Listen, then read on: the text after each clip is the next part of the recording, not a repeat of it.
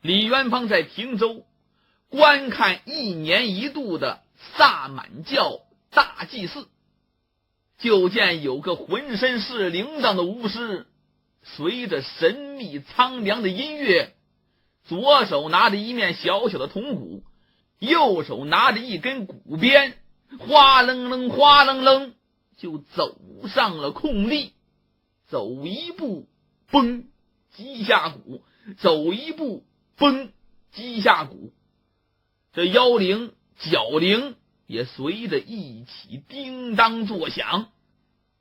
来到正中间，合着乐声，这位巫师就开始放声高歌了。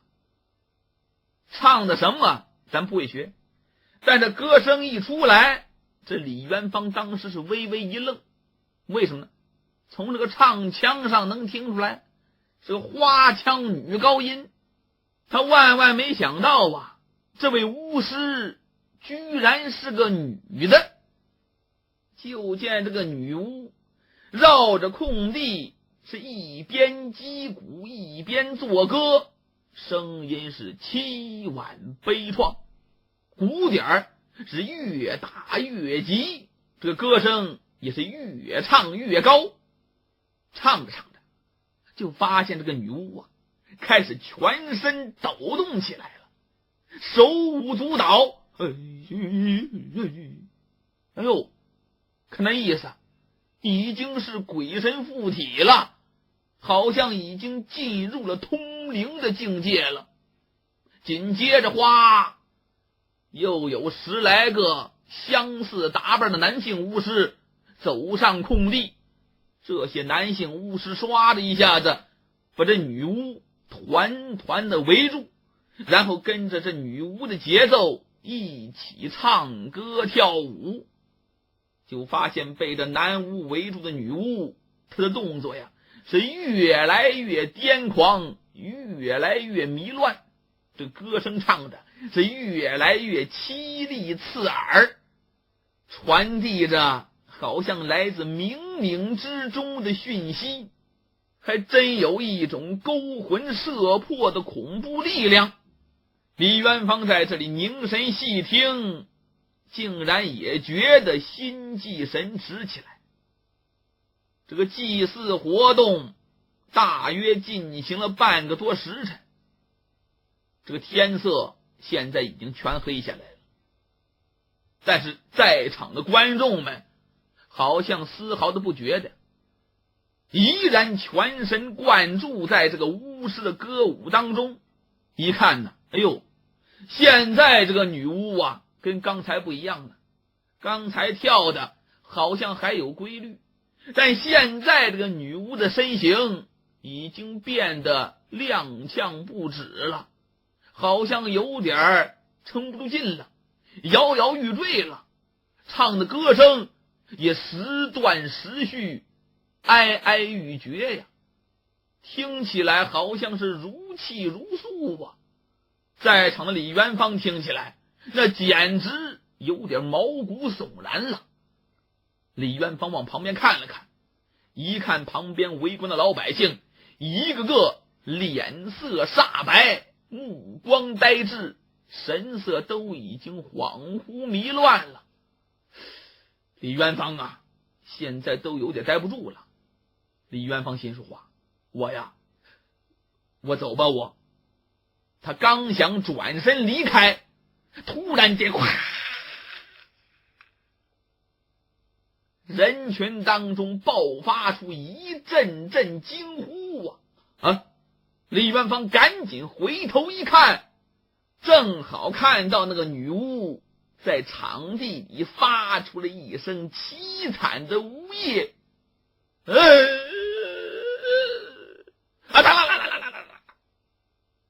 手中的铜鼓鼓鞭都扔到地上了。就见这女巫向夜空高高举起双手，好像在那求救，又好像在那里挣扎，全身晃动着，慢慢的伏倒在了地上，好像被一种难以言表的巨大痛苦给击垮了一样。看着李元芳当时心头一颤的，这人会不会病了？这可不能不管呢。这李元芳不由自主的刚想迈步上前，想把那个匍匐在火堆前的身影给搀扶起来，但是呢，没等他上前，那些男巫师们围过来，把这个女巫是团团围住，绕着他跳起了更加狂烈的舞蹈了。这个音乐呀也更加有节奏了，围观的老百姓也和着节奏开始了一声连着一声的高呼：一都干，一都干，一都干，一都干！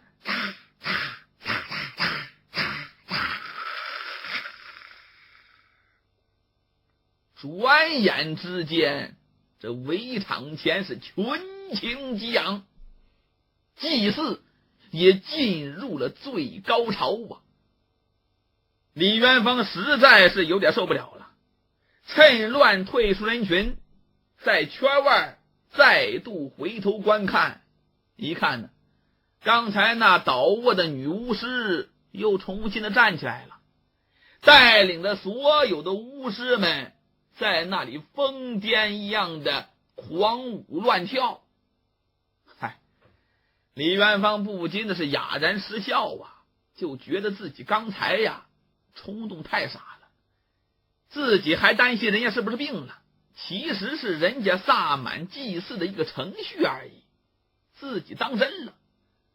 哎呀，李元芳现在就觉得耳边呐这疯狂的叫喊声声声不绝呀，弄得李元芳有些心烦意乱了。我呀走吧。就这么着，李元芳就沿着大巴扎拥挤不堪的摊位是疾步前行，就好像走进了迷宫一般。这个大巴扎太大了，七拐八绕的走了很久，远远就听到这个祭祀的声音呐，慢慢的没了，好像停歇了，这周围也清静了不少。再一看，哎呦，自己怎么又走到巴扎外头来了，又走回来了。哎呀，这走迷了，这是我呀还得重新走，但不想经过萨满祭祀的地方了，索性拐个弯，顺着上午王谦带领的僻静小路，李元芳匆匆的朝家的方向走去。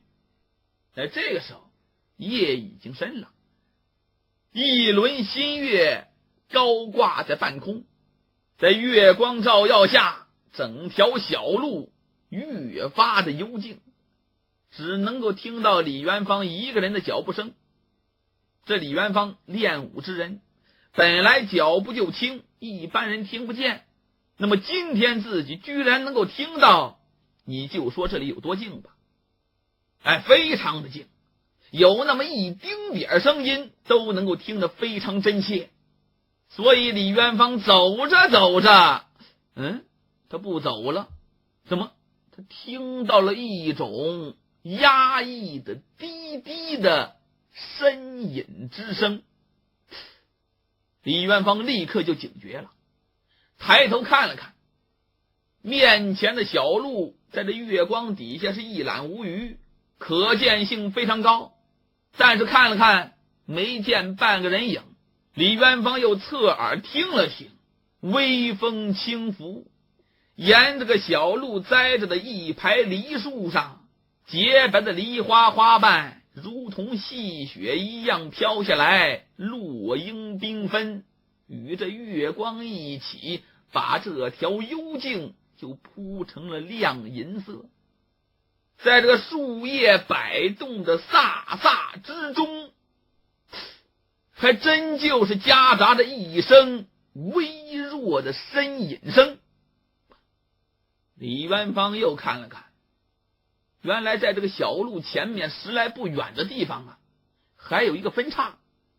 这个呻吟之声好像就是从那个黑黝黝的岔道里头传出来的。我到那看看，于是李元芳紧走几步，就来到岔道前，往里这么一看，果然看到有一个人的身影侧伏在了满地雪白当中，娇小的头部低垂，看不到这个人的面孔。就见这个人一手扶着墙，一手撑着地，想要用力的站起身来，但是刚刚站起来一半，哎呦的一声，又跌坐下去了。啊！李元芳当时一惊啊，看来这个人呢可能有病，要么受了伤了。他赶紧的抢步上前，伸出双手想搭那个人一把，扶那个人一下。结果他往前这么一走，这人听到了，李元芳就觉得对方是浑身一颤，猛地把这李元芳的手给推开了。滚开，不许碰我！骂了一句，但是话音一落，哎呦一声，这个人呢又歪倒在墙侧。他这么一倒，李元芳这才看清楚他的脸，是个女的。可以看出来平常长得十分漂亮，但是现在呀，这美好的容颜因为疼痛扭曲了，在这里是娇喘连连，苍白的脸上也透出了淡淡的红晕，深不见底的漆黑眼珠中点点晶泽闪烁，怒气冲冲的正瞪着自己呢。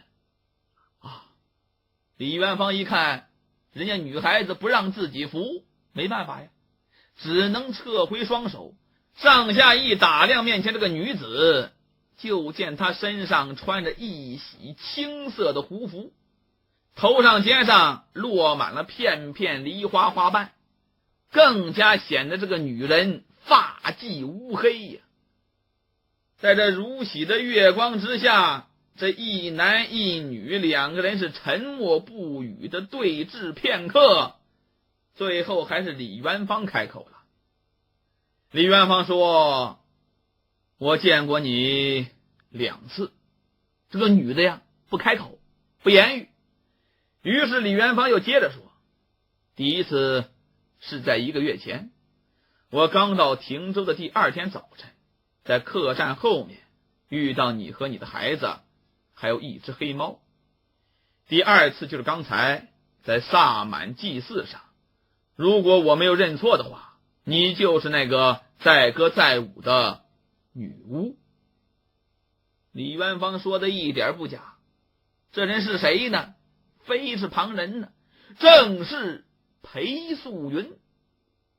但是裴素云并没被李元芳的言语所动，反而挑起嘴角，轻蔑地问了一句：那又怎么样呢？李元芳愣了愣，微笑着摇摇头：不怎么样，我只不过看你好像有些行动不便，我可以帮你。就见裴素云眨了眨眼睛，这脸上显出了讥讽的神情：你帮我？哼，看起来你果然是个外来之人呢，对我的身份一无所知，才会出如此的狂言。哦，李元芳有点纳闷，把双眉轻轻地皱起来，端详着裴素云的脸，语气也变得冰冷起来。你的身份？你的什么身份？裴素云现在半靠在墙上，他怎么了？他脚不是烫了吗？这伤啊本来还没有养好，但他非得要主持祭祀，又蹦又跳，在那里狂舞一番，这伤脚能好得了吗？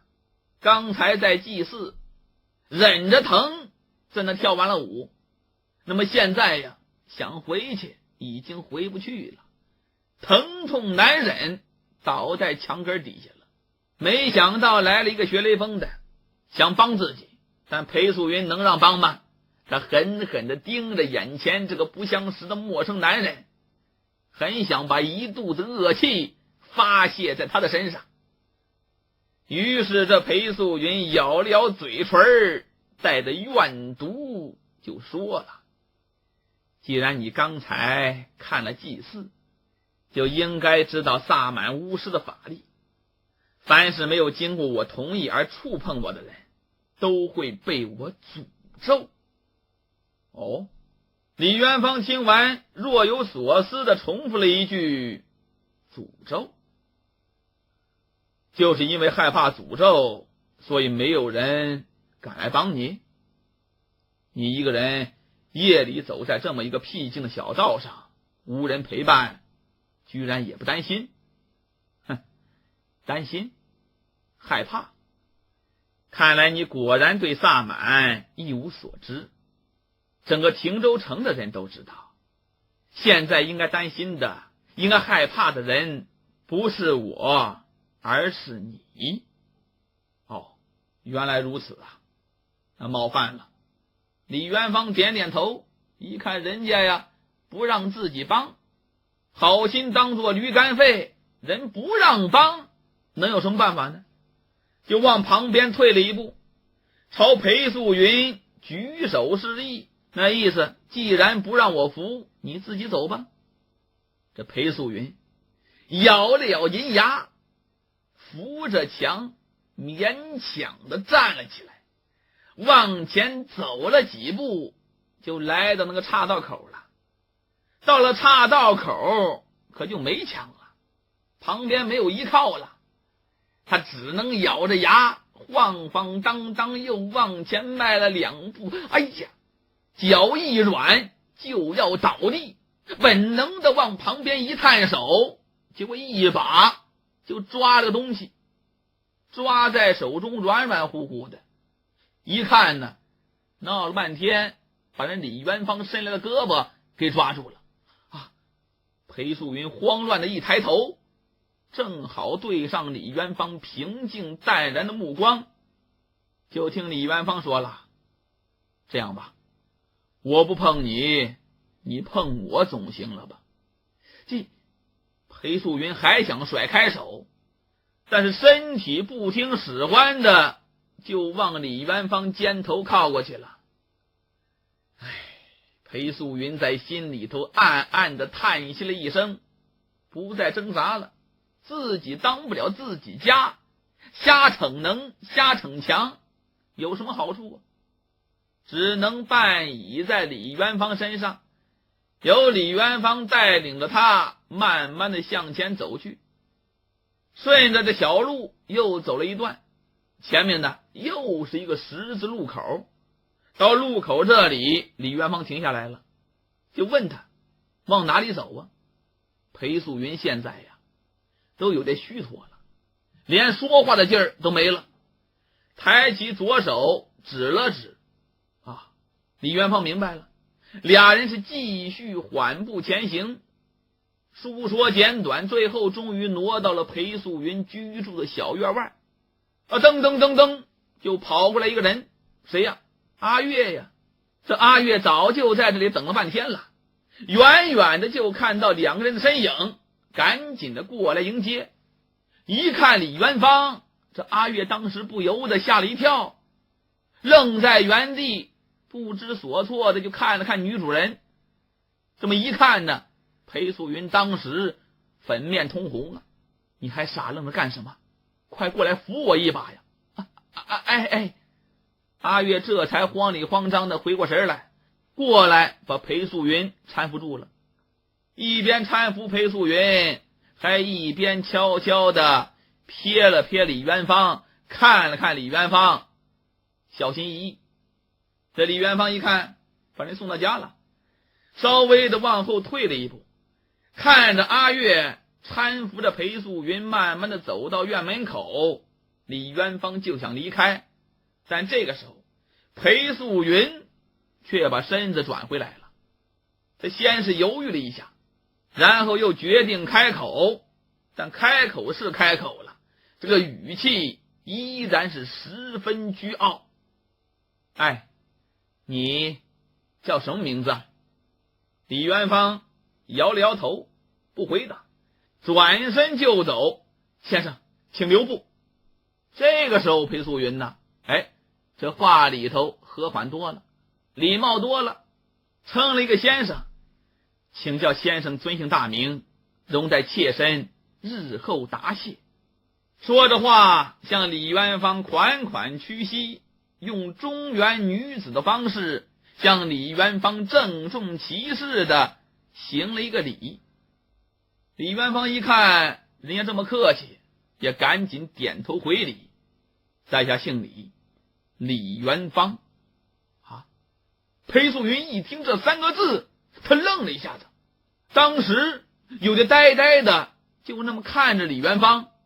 李元芳说完话，等了一下，一看着裴素云不再说话了，李元芳就笑了笑，问了一句：“你真的是萨满女巫吗？”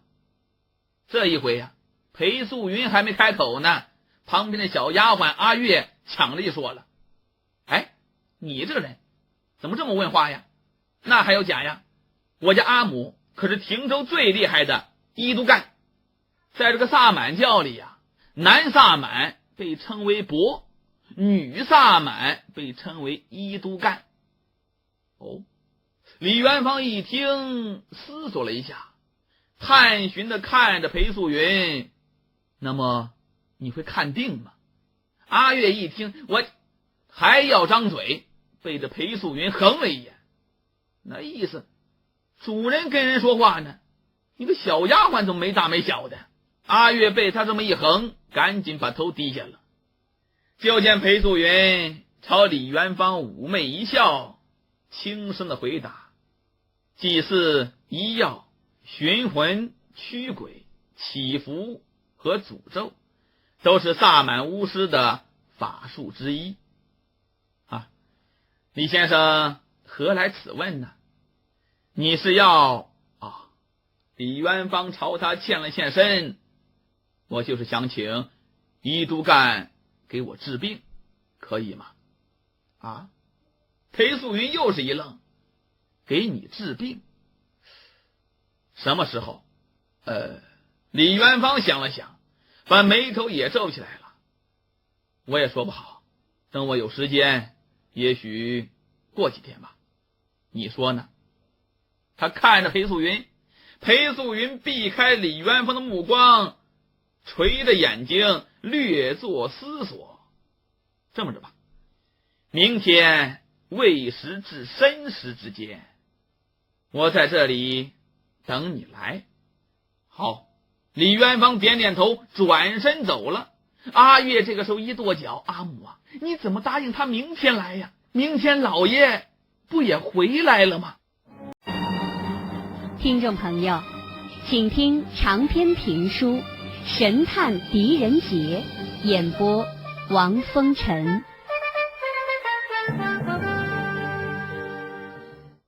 裴素云要李元芳明天未时到申时之间来我这来，我给你看病。李元芳就走了。阿月扶着裴素云扶回房间，一路之上是欲言又止啊。裴素云知道这个小丫头动了小心思了，先回屋看了一眼熟睡的安儿，没什么问题，心放下了。然后裴素云就在榻边坐下来，看了看阿月，说：“你想说什么呢？”就见阿月把嘴一撅：“阿母老爷明天可就回来了。”“我知道，他明天晚上才会到亭州啊。”“哦。”阿月张了张嘴，就不敢再吱声了。裴素云又叹了口气，低头看了看自己的衣裙，上面还沾着不少梨花的花瓣呢。他伸手捻下一半，放在鼻孔下面，轻轻地嗅着，这淡淡的梨花花香是神秘悠远，恍惚如梦。按下这裴素云自己在这房中想什么咱不提，咱还说李元芳急急忙忙赶回家中，刚来到小院门外，就听见这个小院里响起了狄景辉爽朗的说笑声。李元芳一听这声音，心说话，难道家里来客人了？伸手把歪斜的破木门给推开了，迈步往院中一走。哟，李元芳一看这院子里的情景，是不由得一愣啊！怎么这个小院呀，有个葡萄架，在葡萄架底下有一张石桌，有几个石凳，这天暖和的时候能够在院中休息吃饭。在这个时候，石桌上摆放着几样酒菜，热气腾腾的散发着香味儿。桌边围坐着3个人，2个成年人，1个孩子。那1个孩子就是韩冰了，2个成年人其中1个就是狄景辉，还有1个是一个老头。看这个老头那个年岁也就是50来岁，快60了，长得非常健硕，红扑扑的脸庞，浓眉毛大眼睛，一捧花白的络腮胡须，正在这里跟着狄景辉推杯换盏，喝得正欢呢。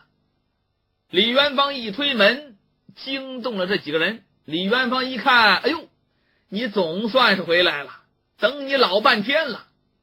就见那个老头也把酒杯放下了，笑眯眯的也望着李元芳。李元芳皱了皱眉头，哎呀，糟糕啊，我忘了给你们带饭菜来了。哎呀，狄景辉一摆手，要等你带呀，恐怕我们早就饿死了。没关系没关系，你看这不有吃有喝的吗？来。这个时候韩冰跳下石凳，噔跑过来，把李元芳的手拉住了，扯着李元芳就拖到桌前。狄景辉上下瞧了瞧李元芳，你跑哪去了？看你这模样，是不是去探花了？为什么狄景辉这么说呢？因为李元芳扶了一身梨花花瓣。李元芳这个时候才注意到，让韩冰赶紧的帮着拍打，然后又看了看那位老者，一抱拳，请问这位老人家是？那老头赶紧站起来还礼，在下高长福，您就是李校尉吧？正是。高长福。李元芳想了想，莫非你就是原来管理巴掌的高火长？高长福朗声大笑啊，李校尉果然精明过人呐，真是什么都瞒不过你的眼睛啊。不错，正是在下，我就是高火长高长福。哎呀，李元芳一听也非常高兴啊。狄景辉说，你还愣着干嘛？赶紧坐呀，一块吃吧。李元芳也坐下来。狄景辉这个时候给倒满酒，李元芳和高长福碰了一杯。高火长我看前刺史的军令上说，高火长在集市群殴的时候身受重伤，卧床不起，所以才要我来接替。怎么我看高火长很硬朗啊？高长福一愣，刺史大人是这么说的？高长福想了想，估摸着是刺史大人怕李校尉多心吧。其实根本没那回事儿，我就是岁数大了点儿，在瀚海军从军多年，10天前呢，钱大人下令让我退役了，所以李校尉，你千万别再叫我高火长了，我现在已经是平头老百姓喽。狄景辉这个时候举起酒杯，高伯呀，高伯高大爷，一个尊称嘛。高伯呀，刚才告诉我们，他祖籍是山西滨州，和我还是老乡呢。他在边疆从军多年，这一次退役就想带着家眷叶落归根，返回中原去。是啊，谁说不是呢？本来前天就该出发了，可我家那个老婆子非得要看过今天晚上的萨满祭祀，这才肯走这不就耽搁下来了。我听说接替我的李校尉已经到了，我就想着，正好过来瞧瞧，看一看李校尉有什么事不明白，我还可以解说解说，不是？李元芳非常感激呀，高伯，您想的真周到啊！应该的，应该的。狄景辉说：“来，咱俩敬高伯一杯。”于是两个人呢，又敬了高长福一杯酒。喝完了李元芳一放酒杯，刚才我也去看了那个萨满祭祀啊。韩冰一听，嘣的一下子跳起来了，摇晃着李元芳的胳膊直埋怨呀：“哥哥，你为什么不带我去呀？”高长福赶紧的给解围：“冰儿啊，我告诉你，那玩意儿啊，吓人的很呐，小孩子最好别看，没啥意思，看多了回家尿炕。”狄景辉一听，听见没？尿炕小心点，咱可就一床被窝，去，你才尿炕呢。李元芳这个时候就好奇了：“高伯呀，这个祭祀每年都要举行吗？”“没错，每年的春天差不多这个时候吧，汀州都有萨满祭祀。”李景辉就说了：“这祭祀是什么目的呢？是春季的祈福吗？祈福今年风调雨顺，五谷丰登吗？”就见高长福啊，把头点了点，又把头摇了摇。狄景辉一看，你到底是点头算摇头算的，什么意思呢？你听我说呀，是祈福不假，不过呢，不是为了五谷丰登，而是为了避除瘟疫。瘟疫？狄景辉和李元芳互相看了一眼，几乎是同声发问。没错呀，你们不知道啊，过去每到春夏两季，我们这个汀州啊，都会有疫病发生，属于时疫吧。有人说是非典，也有的说是甲流的，总而言之啊，也弄不清楚，就是一个时疫吧。这个瘟疫非常厉害呀，一旦染病，几乎是无药可治啊。所以过去每年都会因此死很多人呢。说这话吧，10多年前，这个汀州就来了一个极其有法术的萨满巫师，名字叫令天机。就打他那开始，就开始举行这春季的萨满祭祀了。从那之后啊，你别说，我们这汀州还真就不再发生瘟疫了。也正是因为这个，汀州的老百姓对萨满教可以说是笃信不疑吧。别说老百姓了，连汀州官府都对萨满巫师十分尊敬啊。好，李景辉听到这里，不以为然的哼了一声。祭个祀就可以避免瘟疫流行。还好啊，这话没让我爹听到。说这话的时候，看了一眼正在凝眉思索的李元芳，狄景辉朝他挤挤眼睛，然后又问高长福：“高伯呀，这个萨满巫师就靠着祭祀来防止瘟疫吗？有没有别的一些法术啊？比方说画符啊、烧纸之类的？”怎么没有啊？除了祭祀，这个萨满巫师还会给全城的老百姓发放一种神水。汀州官府勒令人人都得喝呀，如果谁不喝，就拉去伊伯泰到那里坐牢，所以没人敢违抗啊。这就对了。狄景辉说：“我说嘛，跳个大神就能治病了，那要医生还干嘛呀？要说发放神水，那我就信了，这毛病就出在神水上面，肯定是种药啊。我对这神水很好奇呀。高伯，什么时候我能喝到这个神水呀？我这个人怕死的很呐，最好现在我就得喝。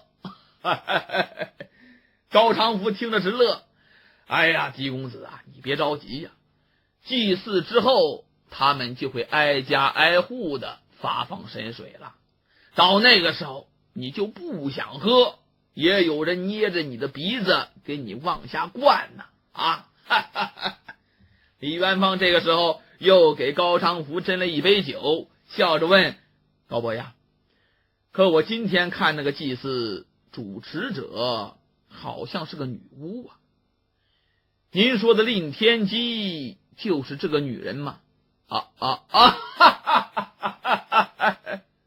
这高长福一听李元芳问这话，简直是笑得不行了，前仰后合，一边摇着头一边解释不是，令天机呀，10年前就在沙陀旗里失踪了，传说他已经化身为真神，打他死了之后，主持萨满祭祀的就是他的女弟子，也就是现在汀州最厉害的萨满女巫，名唤裴素云。狄景辉一愣，裴素云还是个汉人女子，可不是嘛？今天李校尉你可能看到了吧？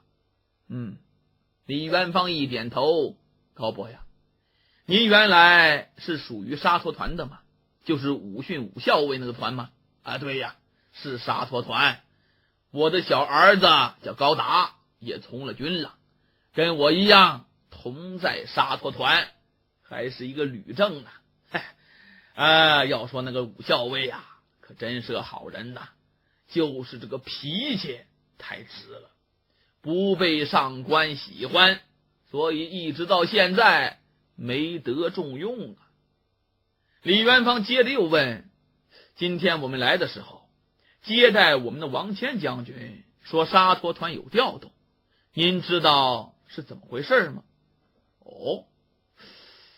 高长福愣了愣，显得有些犹豫。这个我也说不好，武校尉被调去伊伯泰剿匪之后呢，钱大人就没有任命新的团长，而是自己亲自接管了沙陀团。前几天突然听说有紧急军务，钱大人就亲自带着沙陀团离开了汀州，往轮台方向去了。至于这军务的具体内容嘛，那就是听东方.com 整理发布最新章节，请登录中国最大的有声学习网站听东方.com查询收听。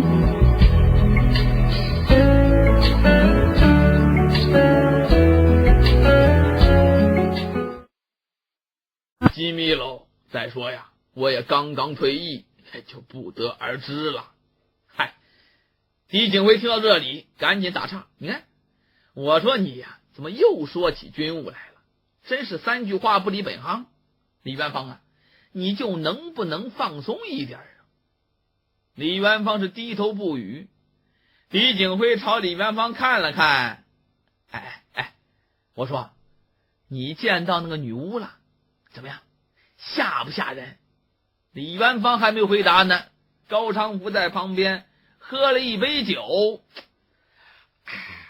我告诉你啊，那裴素云呐，可是咱们汀州城里头头一名的大美人啊。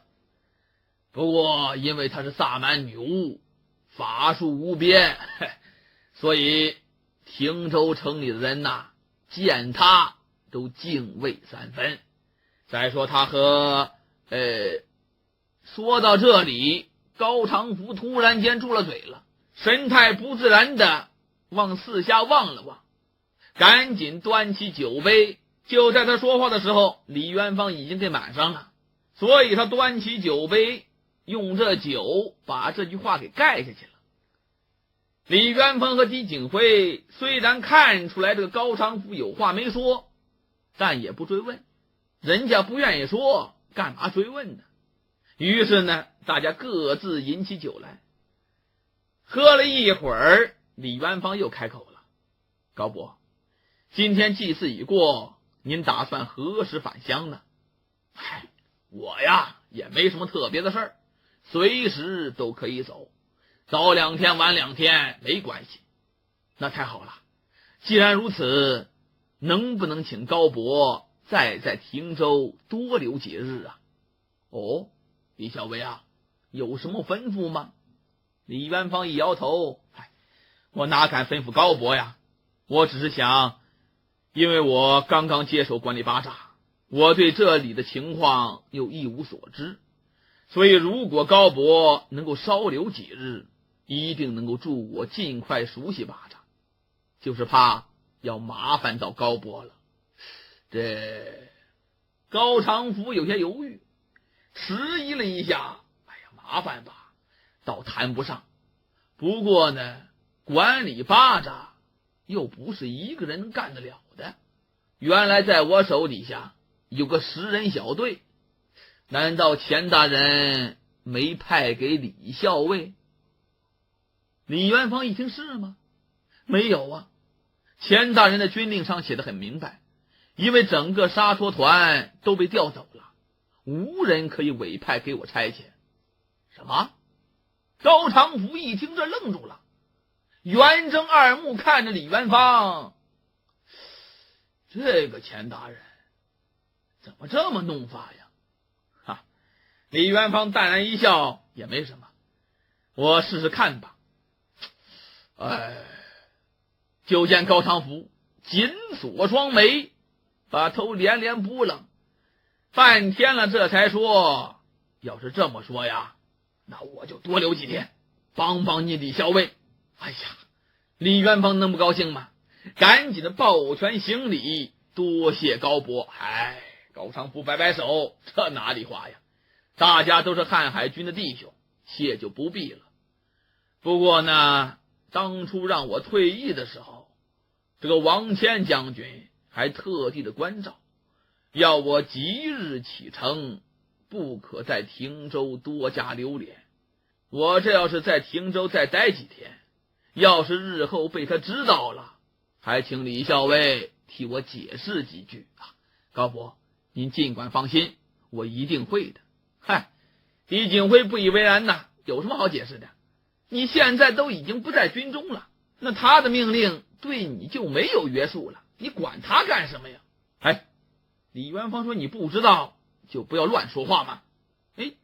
李景辉把眼一瞪，但是呢，想了一想，没有发作。这个时候李元芳已经换了话题了。高伯，你有没有打算过回到山西之后要干什么？是务农啊，还是……李校尉，你这话可就问着了。我这些天呐，正在盘算着呢。回山西之后啊，我要去找些个石炭矿站，把石炭贩到汀州来。李景辉一听，当时双眼放光啊！什么石炭？这个我知道啊，咱滨州附近就特产这东西。怎么的？汀州也需要石炭吗？用它做什么呢？价格能卖多高啊？高长福一看，怎么着？狄公子对这个生意也有兴趣。李元芳说了，他对一切生意都有兴趣。李景辉一撇嘴，天底下就许你3句话不离本行，我们就不能谈生意了。高长福乐了，是这样的，汀州原来没有石炭，平常生火呀都用的是木炭，也没觉得有什么不好的。可是呢，从几年前开始啊，我就发现巴扎上多了一些从咱们山西来的石炭贩子，都说这里有人在高价收买石炭，所以呀才来此地发财的。李景辉问，那到底是什么人要收石炭呢？高长福把头连连摇动，不知道啊，我也曾经打听过，可是一点头绪都没有。倒是听到一些风言风语，说是这瀚海军在收石炭，可我自己在军中也从来没见过哪里用试探，估摸着是谣言吧。不过呢，那价钱确实出得高啊。我想啊，反正是总有用处，人家有买的，咱就卖得了，管人家干什么呢？我老家山西，又在汀州管理80多年，这门生意我不做，那不是亏了吗？对，狄景辉在旁边是连连点头啊，你说太对了，高伯，既然如此，干脆咱爷儿俩联手做实探生意吧，你觉得怎么样啊？你现在不是不急着回去吗？这样的，接下几天咱俩就把这件事好好的筹划筹划。谋虽不才，但在做生意上还是有些心得的。不信你问他。他一指李元芳，李元芳朝他斜了一眼，一摇头，低头喝酒，也不言语。就这么着，3个人一直喝酒聊天到3更之后，然后高长福告辞，跌跌撞撞回到家里。刚这么一推门，突然间从屋里伸出一只手，把高长福一下子拖了进去。借着屋中烛光，高长福一看，怎么是你？整合碎片时间，倡导听学风尚，听东方.com。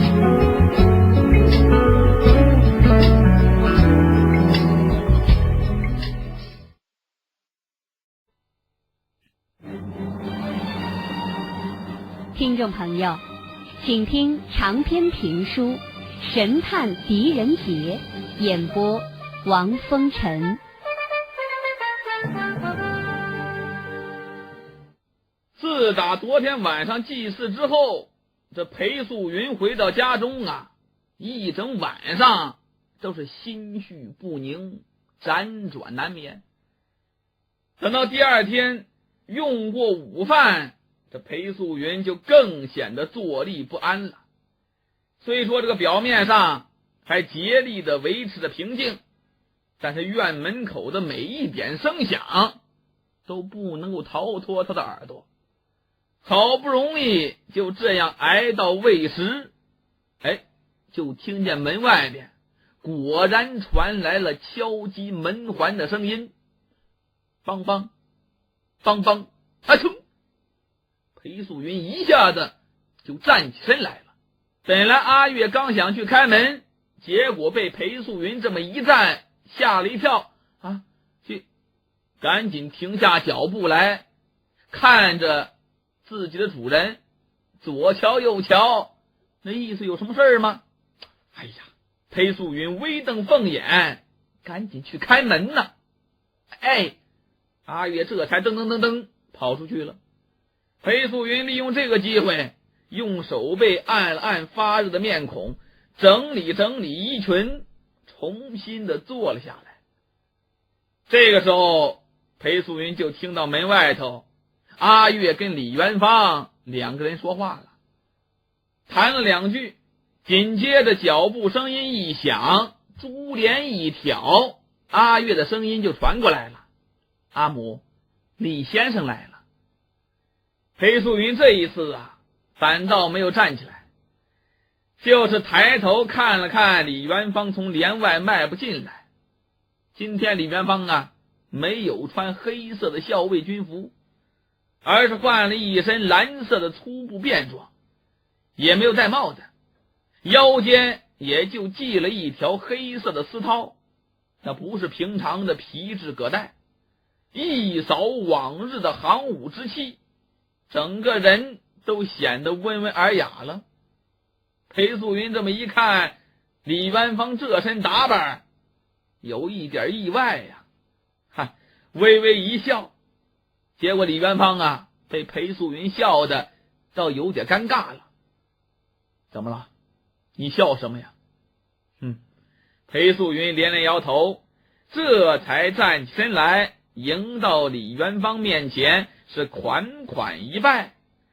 素云见过李先生，你好像变了一个人，我有一点认不出来了。好，李元芳也赶紧的微笑还礼，我再变也没有你变得厉害呀。他一说这话，裴素云的脸不觉得又泛红了。他说的没错呀，今天自己是特地的换下了服装，穿上了玉金襦裙，外罩淡粉轻纱披帛，从头到脚那都是地地道道的汉人淑女的装扮。裴素云这个时候正想请李元芳坐下，结果李元芳往门口指了指，等一等，我还带来了一个人。裴素云一听还带来一个人，裴素云当时这个脸色有点不好看。我让你自己过来，怎么还带一个人呢？带谁呀？他诧异的顺着李元芳的手指一看，就见一个10岁左右的男孩子站在了门口，正在那里满脸机灵的朝着屋子里望来望去呢。李元芳现在声音压得很低，他一定要跟我来，我实在是拗不过他，只好把他带来了。你要是觉得不行，我们这就离开。裴素云一看是个孩子呀，裴素云当时这个脸色放缓了，含着笑端详着这个男孩子。他是你的孩子吗？不，他是我的小兄弟，叫彬儿。彬儿。裴素云点点头他可以留在这里，但我给你治病的时候，他不能进屋，只能在院子里玩。那好，我刚才在院子里看见你的孩子，他是叫安儿吧？可以让彬儿和安儿一起玩耍。裴素云当时有点迟疑，可是安儿他一共不会说几句话，也不懂得理睬人，恐怕你兄弟和安儿他们俩玩不到一处去呀。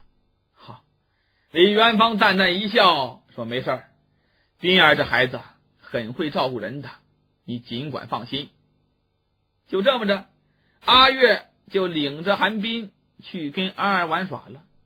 李元芳这才随裴素云坐到了桌前，往那一坐，两个人都沉默了，半天谁都没言语。最后还是李元芳低声的问了一句，这病怎么一个治法呀？就见裴素云听东方.com 整理发布最新章节，请登录中国最大的有声学习网站听东方.com查询收听。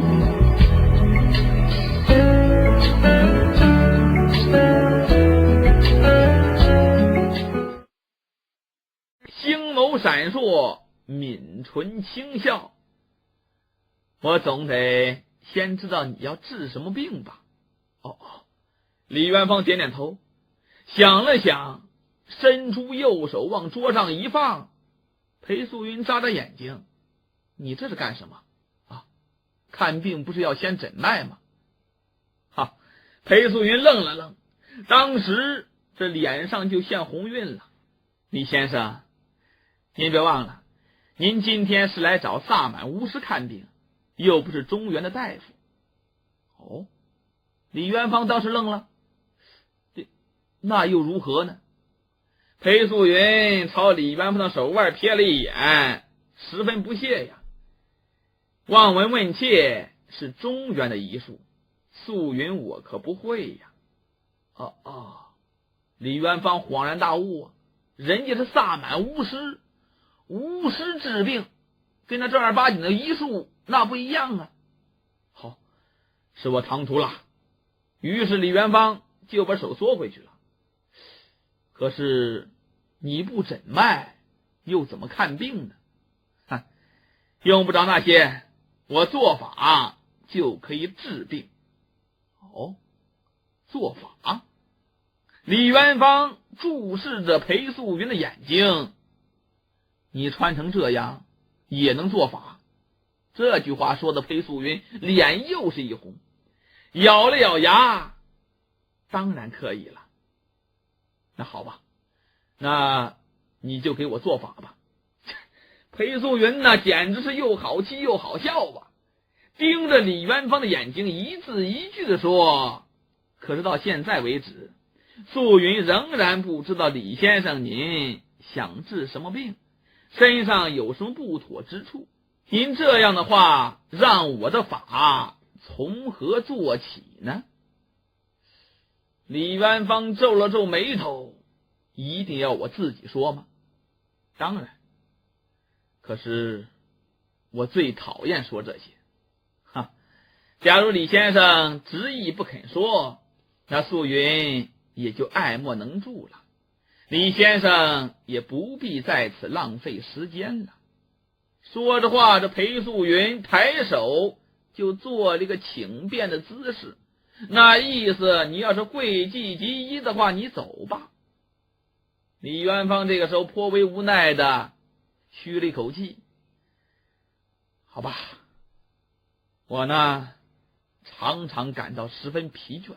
元芳被他问的呀，脑袋低下了，嘟囔着说：“没有了，我还是走吧。”他说着呀，站起身就想落荒逃走。你别动。裴素云稍微的提高声音，那意思你来看病来了，刚说了病情，自己就难为情跑了，那行啊。止住了李元芳。这个时候两个人的脸色都因为紧张都有些发白了。裴素云咬了咬嘴唇，稍微的镇定了一下。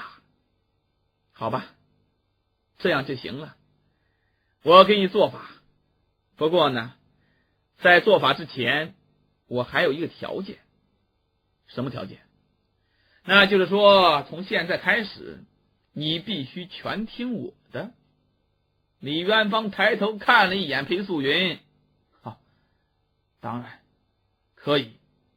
裴素云呢就没再说别的，起身就走到窗前，把这窗户全部给关上了，然后又从榻边的紫檀木柜子里取出了一个扁扁的小玉瓶，在这个窗底下长条机上放着一个青黄相间的琉璃球状的香薰炉。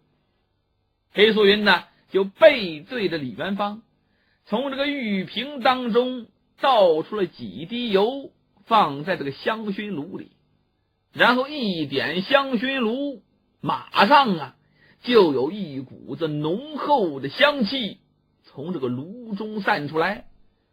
由于这个屋子里面门窗紧闭，密不透风，所以这股子香气很快的就充满了整个屋子里。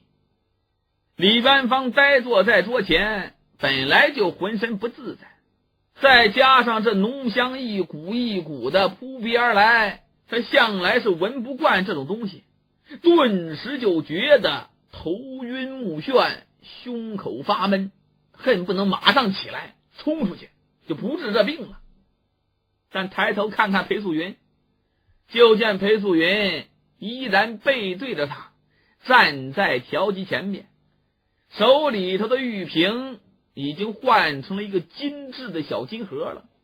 这裴素云正从这金盒子里倒出一些粉末，忙着在面前的琉璃杯中在那勾兑着什么，神神秘秘的在那里鼓捣了很久。李元芳坐在这里闻着香气，就觉得脑袋是越来越沉，眼前就觉得浮起一阵一阵的黑雾，几乎都要支持不住了。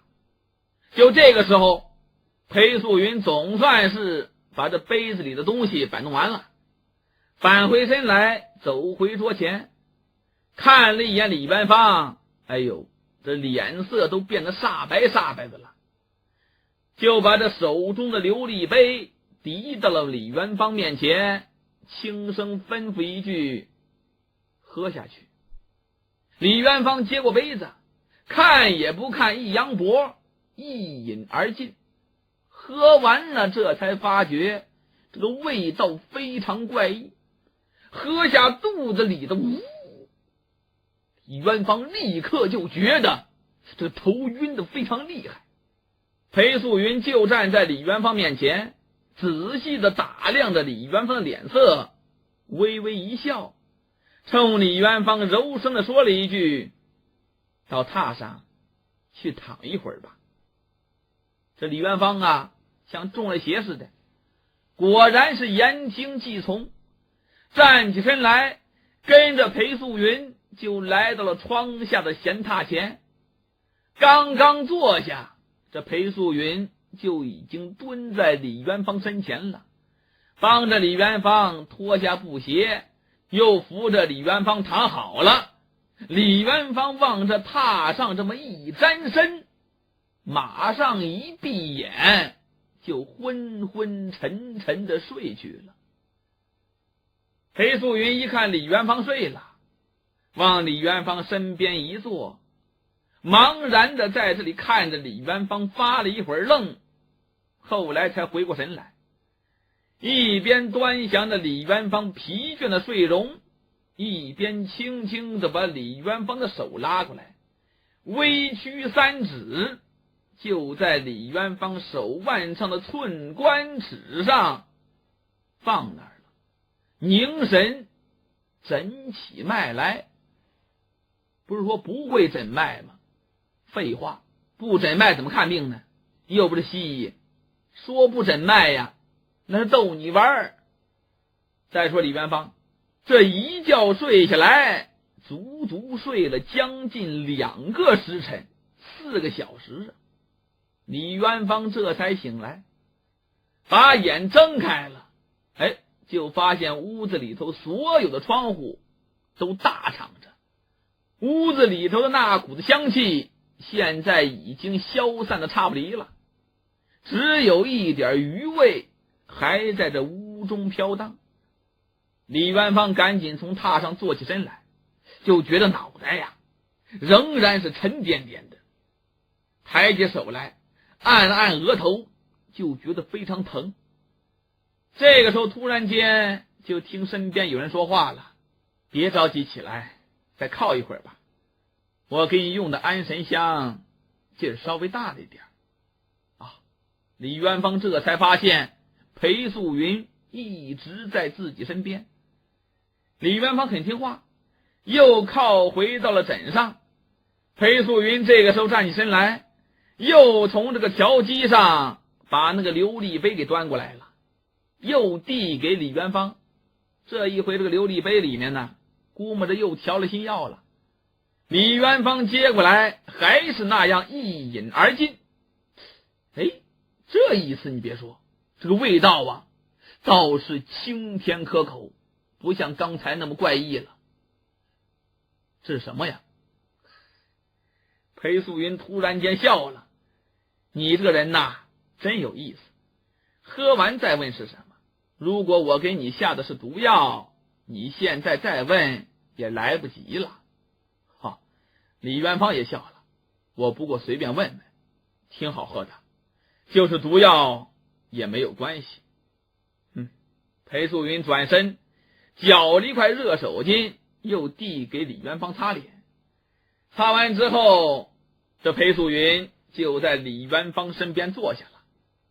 这一时之间，两个人又沉默了。但这一次沉默呀，那就没有2个时辰前的那种不安和局促了，好像一下子两个人变得很熟识，像老朋友似的了，很自然了。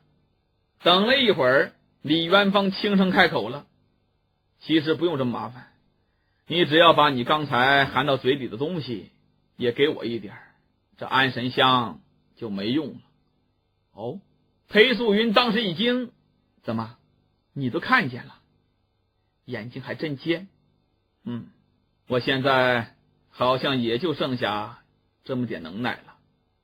裴素云微微一摇头：我含的是麝香，确实能够化解这安神香的效用，不过你就不必了。李元芳似懂非懂的点点头，就靠在榻上不再说话了。往这一靠，李元芳这才发现在这个榻前正对着有一扇窗户，这个时候已经大开着了。从李元芳躺着个地方往外望去，正好能够看到天山的峻岭雄峰啊！一看呢，这天山就在云雾缭绕之中绵延起伏。现在已经近下午酉时了，天色稍暗，远远的山峦叠嶂之间，高耸的雪峰在夕阳斜照之下光芒四射，利剑一般的银光穿透灰蒙蒙的天际，劈山裂空，直插霄寒。这个景色太美了，壮美刚劲，让李元芳不由得看呆了。裴素云也顺着李元芳的眼神望出去。我从小就爱坐在这里，是望着这天山的雪峰长大的。小的时候一直听我父亲说，那上面的雪海和冰川是世间罕见的美景。可惜素云身为女儿之身，无缘亲近那稀世绝伦的至纯至刚，只好从这窗口远远的膜拜了。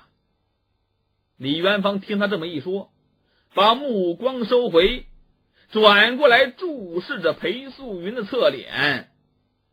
你是从小随父母来到塞外，还是出生就在此地呀？裴素云仍然望着窗外，神情现在有些恍惚。素云就出生在亭州，我的曾祖父就已经从中原来到塞外了。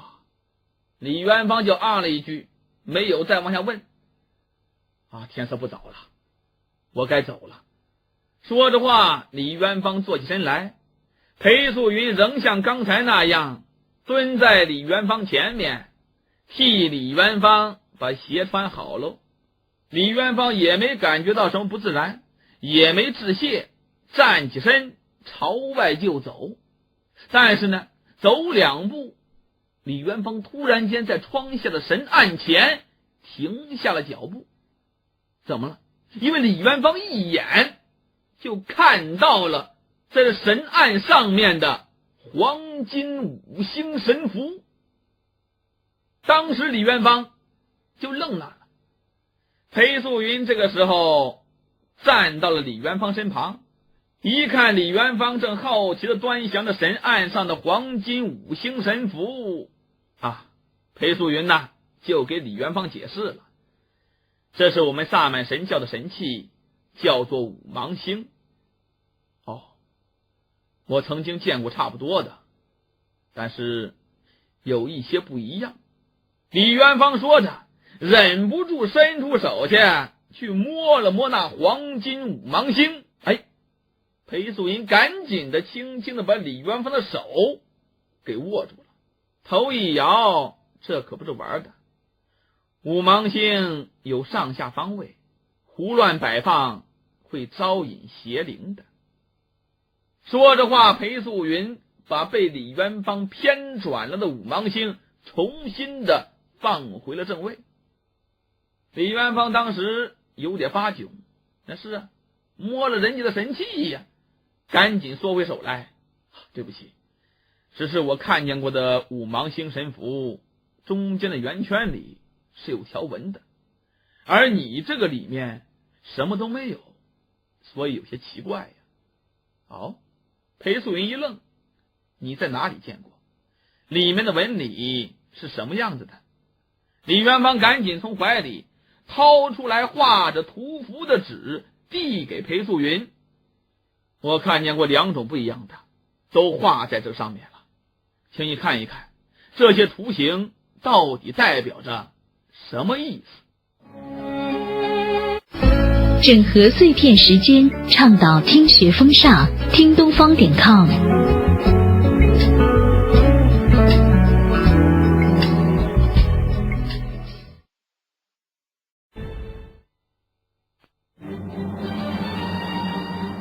听众朋友，请听长篇评书《神探狄仁杰》，演播王风尘。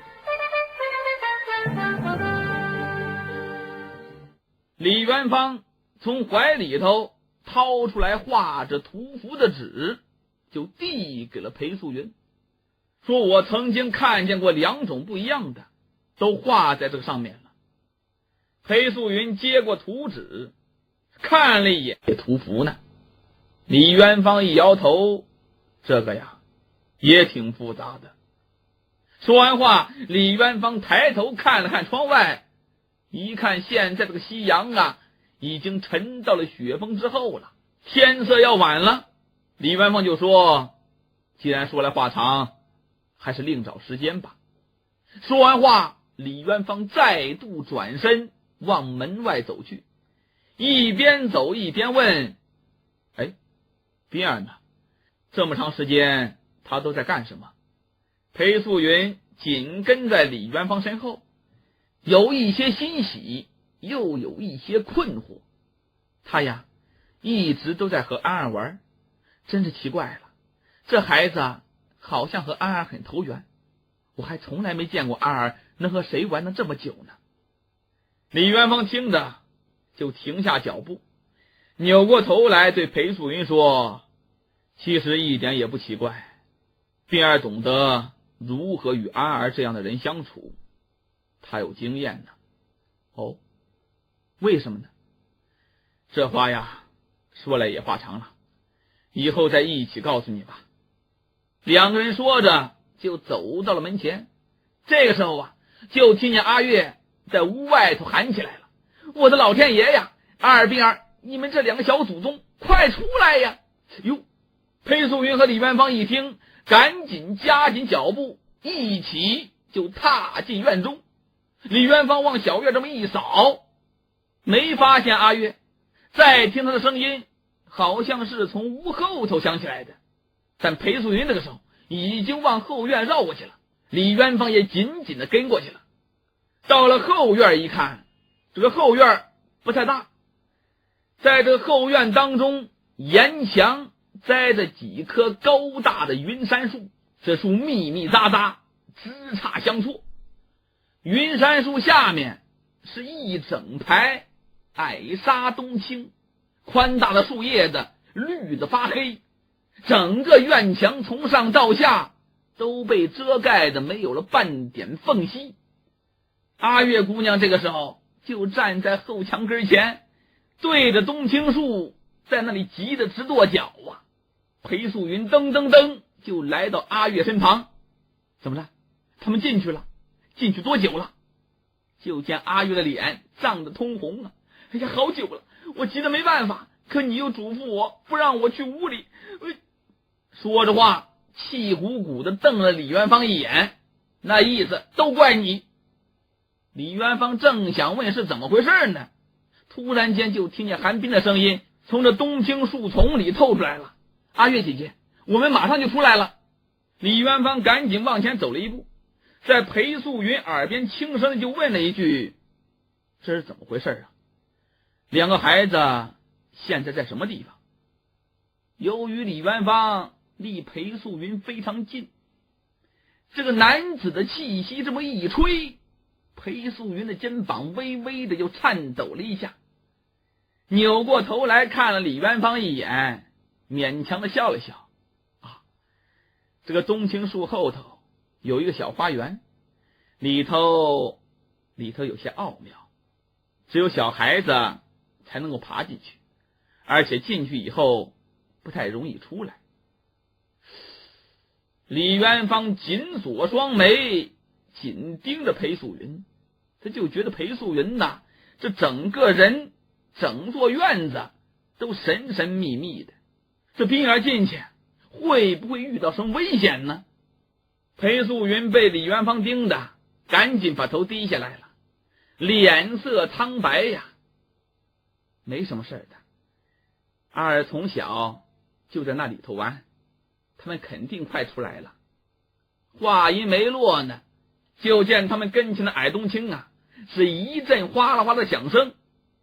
时间不大，阿儿和韩冰这2个小孩的2个小脑袋一前一后就从里面钻了出来了。李元芳就乘着这个机会，这才看到闹了半天，这个冬青从背后并不是粉白院墙，而是一个漆黑的洞口。看起来呀，在这座院落的后边应该还有一个副院，或者就像裴素云所说的那样，是另外一个小花园。这安儿一出来，阿月抢步上前就把安儿给抱起来了。再看着安儿，浑身上下都是泥和土啊，还有树叶子，小脸通红，额头上挂满了汗珠，看起来呀是累得不轻，但是又一劲的咧着嘴笑，看那意思特别兴奋，在阿月的怀里手舞足蹈，呜呜呀呀的，也不知道说什么玩意儿。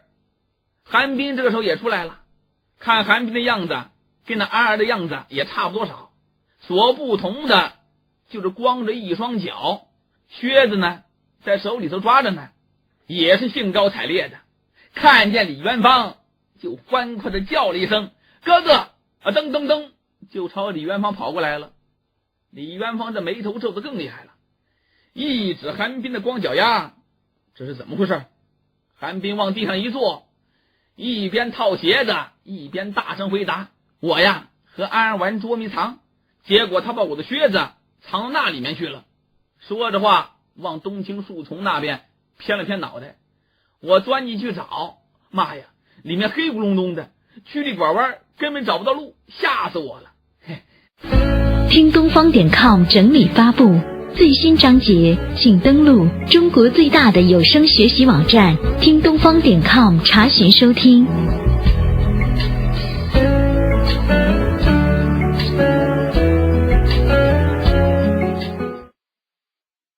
还好安儿也进来了，他真厉害，东钻西钻的总算爬出来了，好玩的很。李元芳一边听着一边朝着裴素云看过去了，就见裴素云从阿月怀里抱过来安儿，亲着孩子小脸蛋，但是眼神呢有点涣散，刚一碰到李元芳的目光就赶紧的躲避开来了。李元芳一看韩冰已经穿好小靴子了，身上的泥土和树叶子也拍打得干净了，然后就和裴素云打了招呼，既然都没事，我们就走了。裴素云就陪着他们走到了院门口，站在门前，李元芳直到这个时候才低声的说了一句谢谢你。裴素云呢眼睛往下一垂，沉默不语。李元芳紧接着又问一句，我什么时候再来呀？裴素云这个时候猛地抬起眼睛，漆黑的瞳仁中好像有星光跃动，看着李元芳应该说他们两个彼此的注视了片刻。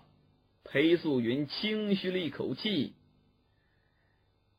都行你来之前让冰儿先给我送个信。好。李元芳就说了一声好，然后拉着冰儿就离开了裴素云的小院子。李元芳带着冰儿在这街巷上闷头快走，走得非常快，快的连韩冰都跟不上了，连走带跑啊，累得小孩韩冰上气不接下气，哥哥你走慢点，我跟不上了。李元芳这个时候突然间停住了，旁边都是冬青树，头上盖满了藤，反正是一点光都没有，又矮是又窄，连我也只能在里面爬，然后就弯过来拐过去，我爬呀钻呀，根本找不到路啊！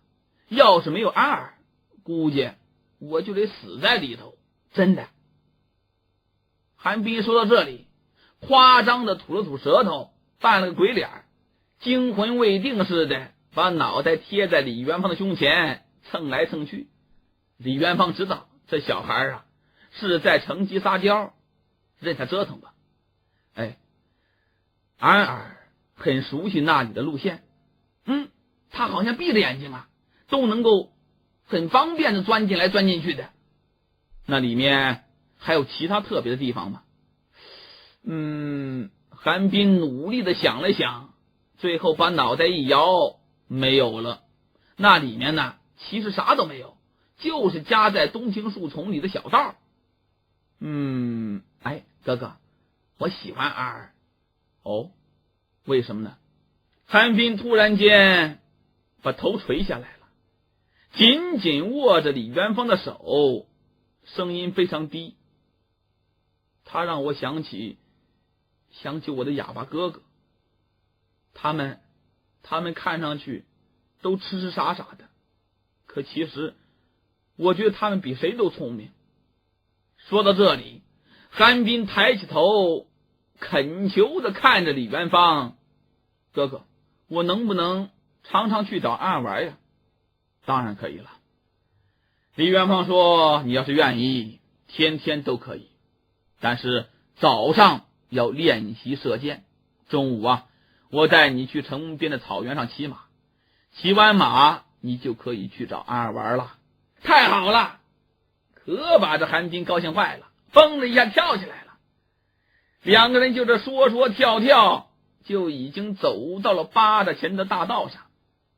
抬头一看，哟，突然间李元芳发现狄景辉从路的另外一头大流星噔噔噔噔朝他们正走过来呢，看这个神色有点不对头。这狄景辉现在显然也看到了李元芳和韩冰了，脸上的神情显得更加急迫了。李元芳一皱眉，三步并作两步就跟狄景辉会合了。怎么着？出什么事了？不是说好你去请高伯和我们一起吃晚饭吗？怎么就你一个人呢？哎呀！狄景辉咽了口唾沫，连连摇头压低声音说：“嘿！”狄景辉一听生气了，哎，你当我是傻子呀？连这都看不出来呀？李元芳一听到这里，扭头就走，走，我们一起去。就这么着，三个人就一起拐到了高长福家所在的街巷。一看呢，这个地方那完全都是寻常老百姓居住的区域。已经到了晚饭时分了，人人都在匆忙的往家赶呢。这街巷上还挺热闹，看起来没什么反常的。这高长福就住在这个小胡同的最尽头，孤零零的一所平房。三个人到了门前这一看，屋门是虚掩着的，周围市井之声是清晰可闻，没发现什么异常。李元芳抢先来到门前，先是侧耳听了听动静，然后就一把推开房门。到了堂屋正中，这么一看呢，这家过得挺简朴。一张小桌子上面搁着两个盛了一半水的大茶碗，4张凳子就散放在桌边，其中一张还翻倒在地。3口杉木大箱子横挡在东侧卧房的门口，堂屋后墙上的窗户向外大敞着，一阵风刮过来，吹得木窗板噼里啪啦乱响。狄景辉沉着脸就说了，我刚才来的时候一开始没发现门开着，还在外面叫了好几声呢，听不到里面有回音，我这才伸手推了推，哎，没想到门就开了，哎，就看到这幅情景了。李元芳点点头，他是一言不发呀，往两侧的房间走了一圈，东侧是卧房，西侧是厨房，一应物品都随意摆放着，一点儿也不凌乱，只是主人是踪迹皆无。李元芳又来到那3口杉木箱前，往那一蹲，仔细的查看了一番。一看呢，这个箱子倒是锁着的。他让韩冰到屋外头找了一块石头，拿过来轻轻刚当这么一砸，就把这个锁给砸开了。打开箱子一看，里面是收拾的整整齐齐的衣服。狄景辉这个时候站在堂屋中央，慢吞吞的抱着肩膀就说了，哎，是不是高伯今天早晨酒醒之后反悔了，不想因为咱们再在亭州滞留，连夜带着家眷离开了。李元芳这个时候把箱子盖起来，然后站起身来，冷冷地反问了一句：他想走就走，也不必连收拾好的香笼都扔下吧？就为了避开我们？哼，何至如此啊！哎呀，那就奇怪了。那你说这怎么回事呢？李元芳没搭理他，又走到了后墙的窗户前，从窗户口往外望下，前面不远就是一座土山。李景辉抱着肩膀头也凑过来了。哎，李景辉看了看，哎呦，突然间伸手指着窗沿，你看脚印儿。李元芳点点头啊，看起来是有人从窗户进来过，但是没有顺原路返回，应该是从前门走的。李景辉看了看李元芳，哎呀，李景辉有点担心呐。哎，你说高伯别是出了什么事儿吧？李元芳摇摇头，看起来还不像啊。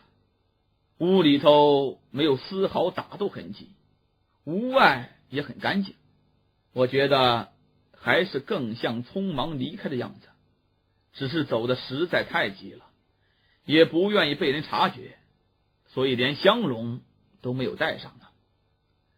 那这从窗户翻进来的又是？李元芳这个时候指了指桌上的茶碗，我想大概是高伯认识的人吧。你看他们好像还喝了点水，聊了几句，然后高伯就决定带上家眷即刻离开了。哎呀，李景辉敲了敲脑袋，你说这可怎么办才好啊？李元芳没理他，又在屋里转了一圈，然后又回到堂屋门前。目前看上去还是像高伯自己匆忙走的，那我们又能如何呢？我看呢，还是把这些东西收拾好，替他们把门窗锁上，以后再说吧。哎，李景辉点点头啊，也只能如此了。哎呀，我还打算呢跟他谈谈石炭生意呢，这下子泡汤喽。咱们按下李元芳、李景辉在这里给人家关门上锁不提，翻回头再说裴素云。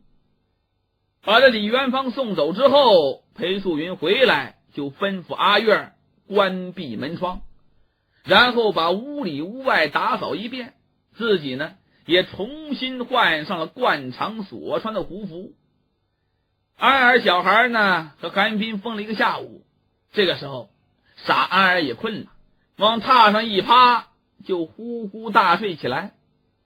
天色也晚了，裴素云亲自下厨做了几个小菜，温好了酒，煮上了奶茶，然后就开始等待钱归南的到来。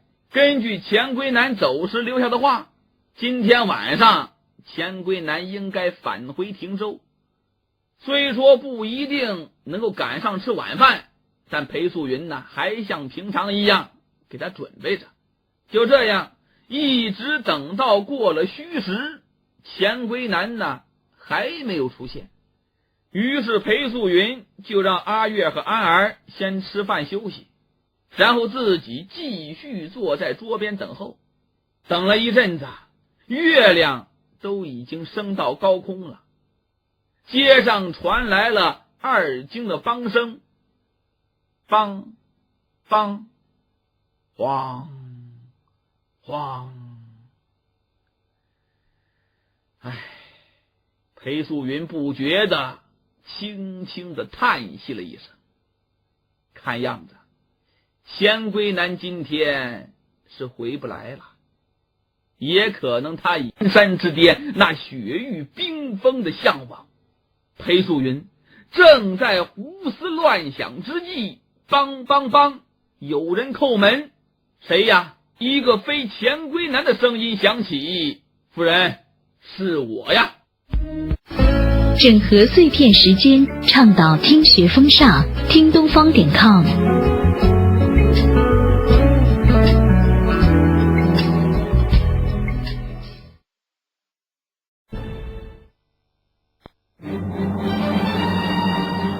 听众朋友，请听长篇评书《神探狄仁杰》，演播王风尘。裴素云正在屋内等待钱归南归来，这个时候突然听到有人叩打门环，一下子就把裴素云从遐思中给拉了回来。阿月在内屋也听到了声音，慌慌忙忙跑出来要去开门，但被裴素云止住了，示意阿月回避，而是自己穿过小院来到门前，轻声地询问了一句：谁呀？啊，是我，夫人，我是王谦呐。裴素云一听，果然是王谦的声音，这才把院门打开，一看呢，门外站着的正是一身戎装的王谦。裴素云声音非常冷淡呢：王将军，怎么会是你呀？有事吗？啊！王谦冲着这裴素云毕恭毕敬的一抱拳：夫人，钱大人捎了口信过来。裴素云一听，侧身就把王谦让进门了，但是语言仍然是很冰冷。王将军，我不是什么夫人，请还是称我为一都干吧。好，是一都干。王谦心里头不以为然，但脸上还是保持着谦卑的表情。这种女人呐，既有萨满巫师的身份，又受到钱归南的钟爱，还是不惹为妙。裴素云于是把王谦就领入正堂，请王谦坐在桌边，就问了：钱大人回汀州了吗？王谦一看桌上的饭菜，没有，钱大人呐，有事在轮台滞留了，因为放心不下一都干，所以特别派遣心腹将官带回口信，卑职就是来给一都干转达的。哦，裴素云这个时候也在桌边坐下了。给我送口信，还要请王将军转达。钱大人倒是周到的很呐，因为带回来的主要是军中的信息，所以呢，先去了瀚海军部。再说了，钱大人这不也是都为了一都干您的名誉考虑吗？名誉？我的名誉还是他的名誉呢？突然裴素云是勃然变色了，语音虽然不高，但说的是咬牙切齿，把王谦听得吓得一缩脖子。又一想，这钱归南没有按约返回，可能这个女巫心里头不爽吧，这样发脾气也在所难免。想到这里，嬉皮艳脸的一笑，低下脑袋不说话了。裴素云呢，稍微克制了一下，又问：钱大人的口信是什么呢？王谦一听这过去了，这才把头抬起来，松了口气。两件事，一个呢说刺史大人还要在外面耽搁几天，请一都干不必着急；二一个呢说发放神水的事情，也请一都干等刺史大人回来再做计较，暂且什么都不要做。裴素云这个时候就把秀眉蹙起来了，盯着屋角的黑影，默默地思索了半天，这才咬了咬嘴唇。我知道了。王谦一看话带到了，赶紧冲裴素云一抱拳。话已然带到，一都干要是没有别的吩咐，王谦这就先告辞了。我先走了。裴素云也跟着王谦起了身了，把王谦送到了院门口。裴素云突然就问王将军，这么晚了，你为什么还是一身军装？军中有事吗？王谦往左右看了看，压低声音说，告诉一都干也无妨。前刺史带回来的军令是让王谦率领天山团即刻启程去轮台与刺史大人会合，因此王谦正在连夜召集军队，所以这才一身戎装。这里给一都干转达完信息，王谦就要率团出发了。裴素云一听，不觉大吃一惊，什么？沙陀团走了，天山团也要走，瀚海军一共4个团，这一下子就走掉近半，怎么突然间会有这么重大的军务调动呢？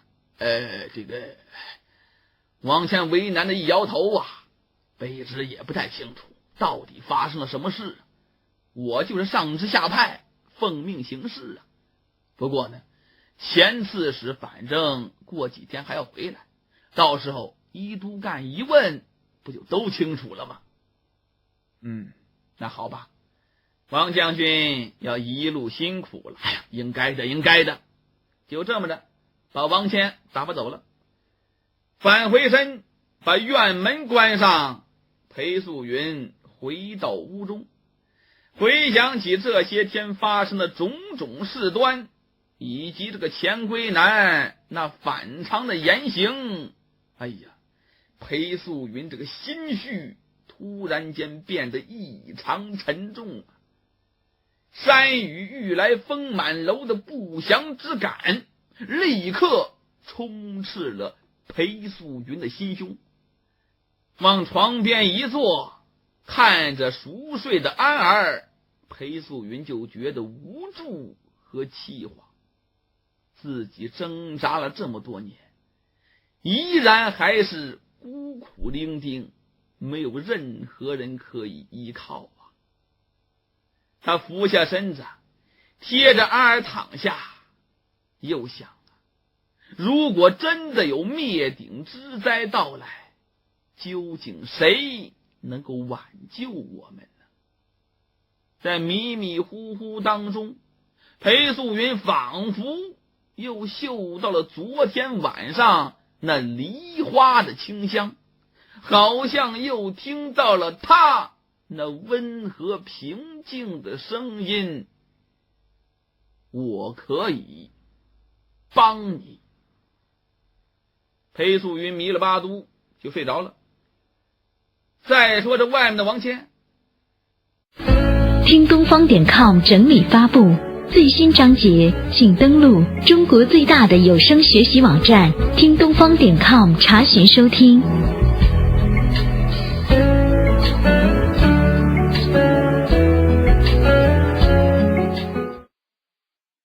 跟着裴素云告别之后，骑上马，还没有走到胡同口呢，噌，有一个兵卒就像幽灵一般突然间出现在他的面前。王谦一看这个兵卒，满意的把头一点，钱大人的命令，从今天开始要严密监视一都干的家院和行止，你们要分作几班，万万不可一路任何风吹草动，明白吗？属下们明白。王谦这才又提缰绳往前带了带马，刚朝前走了小半程，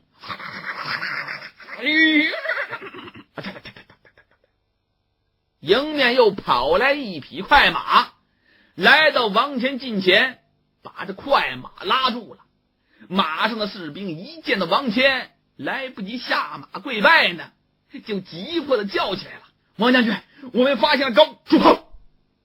王谦突然间大喝一声，把眼睛一瞪，把那个士兵吓得赶紧把嘴闭起来了。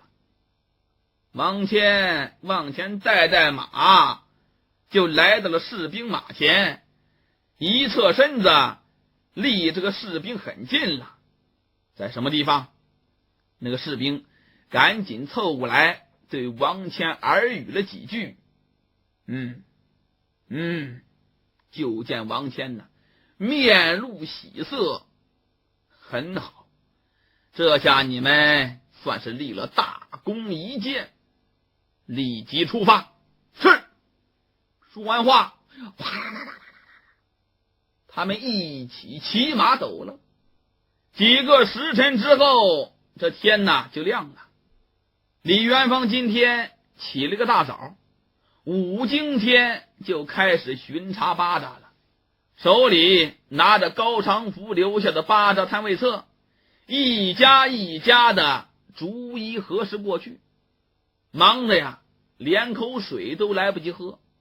人家这大巴扎里的商户也是天还没亮就开始摆摊设货了，起早赶集的人也是披星戴月的都赶过来了。李元芳忙到了日上3竿，查完的商铺还不到1/10呀。现在李元芳这才真正明白，为什么高长福对钱归南部给他派遣手下的做法十分诧异。事实证明要靠一个人来管理这么大的一个集市，就算我李元芳有3头6臂，恐怕也会顾此失彼呀。钱归南会做出这样的安排，如果说不是因为无知的话，那就只能是故意刁难了直到现在李元芳还是弄不明白，这个刺史田归南他真正居心何在呀？从他们一踏上汀州，遇到的种种磨难都与这位刺史大人脱不开干系，但这究竟是为什么呢？为难他们，陷害他们，那这对钱归南又有什么好处呢？愚公，我李元芳现在也只不过是个小小的戍边校尉，是任凭你钱归南大人差遣的部下。于是狄景辉跟我与狄公的关系，那多少还是算在朝廷中有背景的那钱归南即使是对我们有所顾忌，也不该有害人之心还有呢，钱归南对沙陀旗土匪案件的态度，他的家奴老潘在伊伯泰扮演的什么角色，以及沙陀团无端的军事调动，想到这些李元芳就觉得有些千头万绪，理不清脉络此外，这位刺史大人还千方百计的把我挡在瀚海军部之外。本来我想通过高长福这位瀚海军的老人，更多的了解一些汀州和瀚海军的情况，结果高博又无缘无故的诡异失踪了。这一切的一切，让李元芳内心深处黑沉沉的阴影是越来越浓重了。站在汀州这个流光溢彩、繁花似锦的热闹集市当中，李元芳他莫名的感觉到一种紧张，一种真实可变的危机已经笼罩在头顶，人们好像毫无察觉李元芳想了一会儿，想到脑仁发疼实在是有些累了。李元芳也试着用狄景辉经常说的话来自我安慰。也许我是真的太不放松了，太操心了，想那么多干嘛呀？李元芳苦笑一声，看了看手中的册子，打算一鼓作气再查几片商铺，正想继续往前，突然间有人在喊：“哥哥，哥哥！”李元芳一听怎么那么熟悉呀，像是宾儿的声音呢。立即转身这么一看，果然小宾儿满头大汗的从人群当中挤出来，跑到了自己面前。李元芳赶紧几步来到韩冰近前：“你怎么跑这来了？韩冰一把就把李元芳的手抓住啊！哎呀，哥哥，狄景辉呀，让我来叫你呢。他说有非常非常重要的事情。李元芳皱了皱眉头，我正做正事呢，没空。你为什么不好好练剑呢？哎呀，这韩冰急得一跺脚，真是很重要的事儿。他看李元芳仍然不为所动，眼珠一转，挤眉弄眼的一比划，我告诉你，就是那个铁疙瘩，就是我在姨婆太墓墙里找到的，我们知道它是做什么用的了。好，李元芳一听这话，果然立时来了精神了，拔腿就走。嘿，韩冰得意的抹了把汗，小跑着就在前面带路。哥哥，你随我来，到这里来。韩冰并没带李元芳回家，而是七拐八拐的，还是在这扒着李栓。倒是没走多久，然后就走到了一片稍微冷落点的铺子前头。这里的每家铺子里头啊，都传出叮叮当当的撞击之声。李元芳停住脚步了，抬头一看啊，闹了半天呢，这里都是铁匠铺子。韩冰就拉着李元芳的手，哥哥，你跟我来，在这一家呢。就走进了其中一家，一走进去，热浪是扑面而来呀。到这屋子里一看，屋子正当中架着一个大火炉，火炉旁边有一名宽腰炸背的胡人，正在那里拉风箱呢。咣当当，咣当当，咣当当，咣当当，这每拉一记，这火炉炉膛中的火苗噗就窜得老高。打铁的师傅也是一名胡人，深陷的眼睛被这炉火映得通红啊，一张黝黑发亮的脸庞长满了虬髯呢，有打卷的胡须。这胡须呢，把胡须一撸3尺来长，一松手又卷回去了，也就是半尺。就这么打卷的虬髯正在这里汗流浃背的忙碌着呢。再往旁边一瞅，就见狄景辉坐在离大火炉不远的小凳子上，也热得满脸是汗，正在那里坐着休息呢。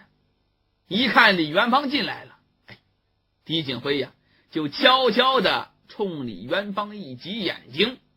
那李元芳多聪明啊，立刻明白狄景辉的意思了，那意思别让自己说话，默不作声的就来到火炉旁。这个时候就见这个铁匠师傅正把这个炉膛当中有一块烧红的铁筷子，用铁夹子就夹到了旁边一个大铁砧子上，一边翻动铁料，一边指示身旁的年轻徒弟抡下大铁锤，连翻击打的铁料的不同部位，当当当当，一会儿功夫，一块马掌很快就成型了。就听这胡人师傅对着徒弟大声喊了几句，说的什么话听不明白，少数民族语言，反正说2句话，然后拿起马掌往这水槽里一进，一股白烟就从水槽中升起来了。然后这胡人师傅把马掌从水里又插起来，当啷一声扔到了地上，嘴里满意的就冒出了一长串胡话呀。胡人说的话好。狄景辉突然间喊了一声好，用手一扶大腿站起来了，哈哈哈哈。就见那胡人是哈哈一笑啊，一指李元芳，操着半生不熟的汉话就问了，他就是你说的那位军爷？狄景辉赶紧说对呀，就是他要打匕首。他一说这话呀，李元芳已经会意了，不用多讲，聪明人一点就透，赶紧从腰间就把吕家的佩刀给取下来了，双手就捧到了铁匠师傅面前。这位师傅，我要打一柄匕首，刀口要像这钢刀一样锐利，你看看。胡人铁匠没有把这个刀接过来，就用眼瞥了一眼，把手一摆，这个不行，我这里可打不出来。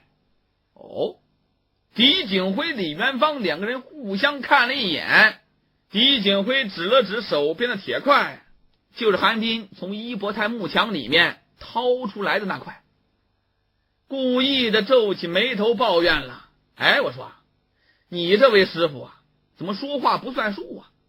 刚才你不是还说这样的熟铁是用来打造兵刃的，还说你也会打，我这才把朋友喊过来，怎么人来了你倒不干了呢？是不是担心银子呀？别担心，钱我们有的是，只要你能打成那样的，多少钱我们不心疼。你别这样啊，哪有说话往回说的呀？这胡人铁匠啊，被这狄景辉一番话说的有些发急了。客官，你刚才问我这块铁是干啥的，我告诉你是打造兵器的没错，可是你又没告诉我要打成这位军爷手上钢刀那样的兵刃，他的刀不是一般刀，是你们汉人说的什么百炼成钢的宝刀，我这个小铺子里打不出来。狄景辉把眼一瞪，打不出来？那你刚才为什么夸口说自己是这巴掌上的头号铁匠啊？我看你这人呐，分明是夸大其词，巧言令色，信口雌黄，大言。我告诉你，这位军爷可是新上任管理巴掌的大老爷，小心他关了你的铺子。李元芳一听啊，好家伙，这狄景辉够厉害的，心想这胡人他能听懂那么一长串成语吗？话都说不利落。但是呢，显然这个胡铁匠听懂了最后一句话，知道这李元芳是管理这个巴掌的大官，市场管理员，县官不如县管呀，自己顶头啊，急得连胡子都竖起来了，说话更不利落了。不是那回事，打这样的钢刀啊，不能用一般火料，得用特殊火料。狄景辉说什么火料？什么东西啊？不是火料，火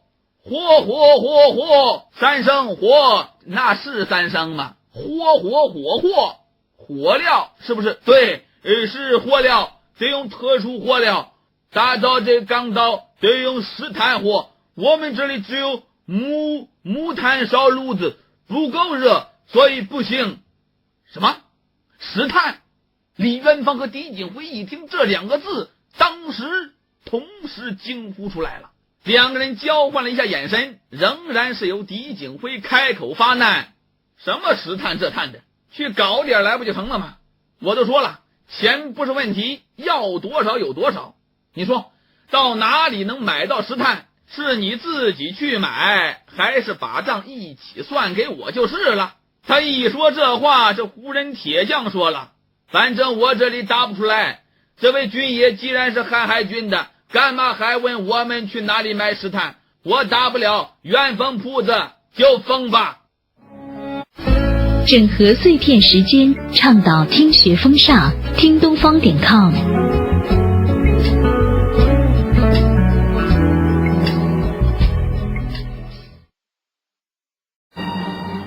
听众朋友，请听长篇评书《神探狄仁杰》，演播王风尘。胡人铁匠一听狄景辉抓住石炭这个词不放，当时这胡人铁匠的脸色就由红转黑了，突然间变得十分阴沉。刚才挺热情的态度不热情了，把身子也转过去了，不再理睬狄景辉，而是和这拉风箱的师傅开始用胡语嘀咕了。嘀咕的什么，狄景辉、李元芳都听不懂，用胡语说的嘛。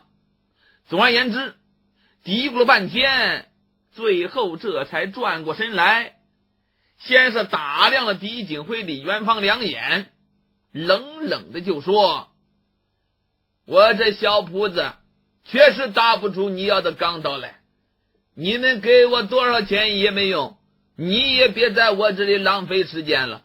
这位军爷既然是瀚海军的，干嘛还要问我们去哪里买石炭？我们反正是不知道的，也没出去买去。你们要是为了这个封我的铺子，那你们就封吧，我也没有法子了。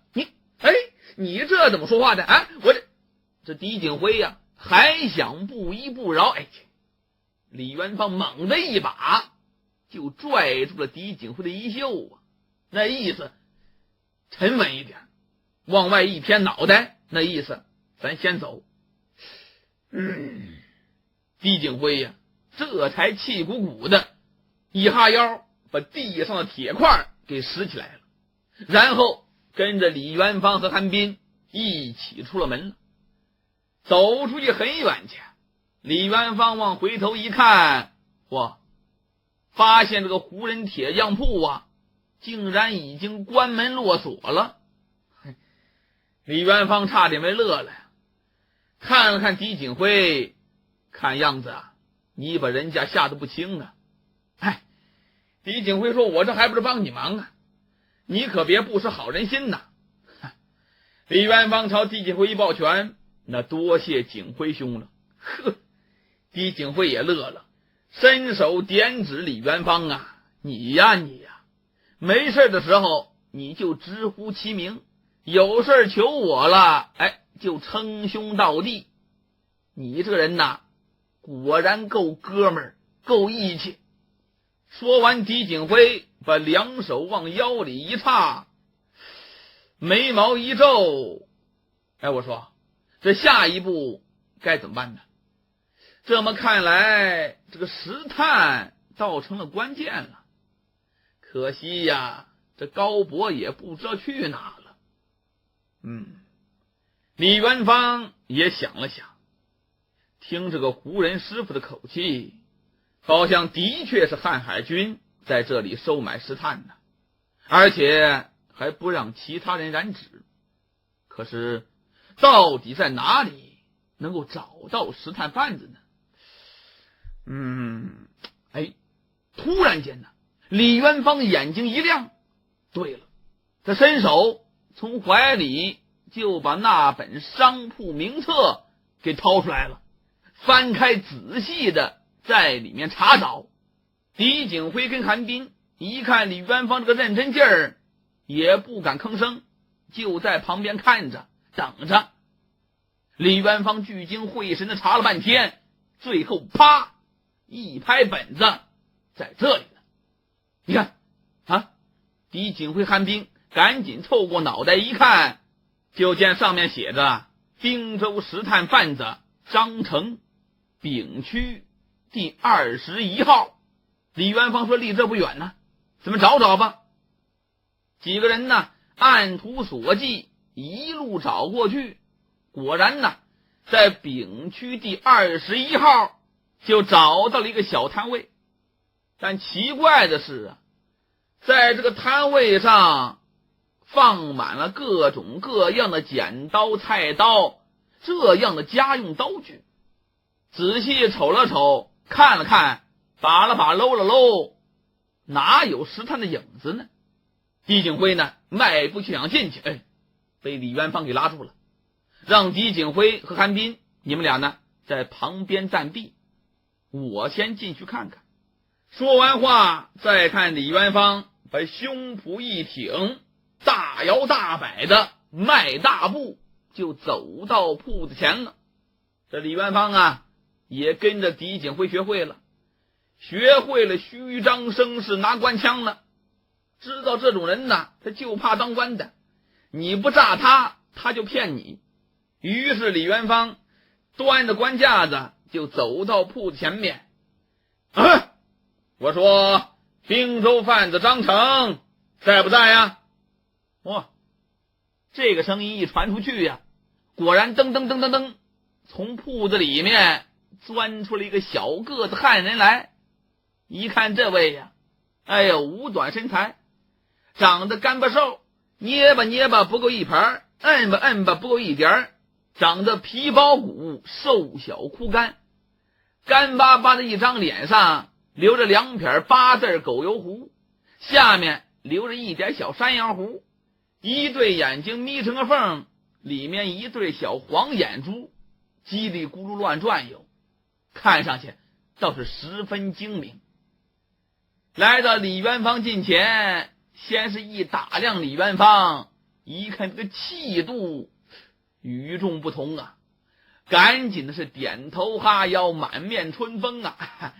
这位军爷，小的就是张成，这位军爷你有什么吩咐啊？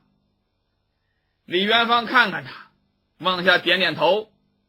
你就是张成？是，我就是张成。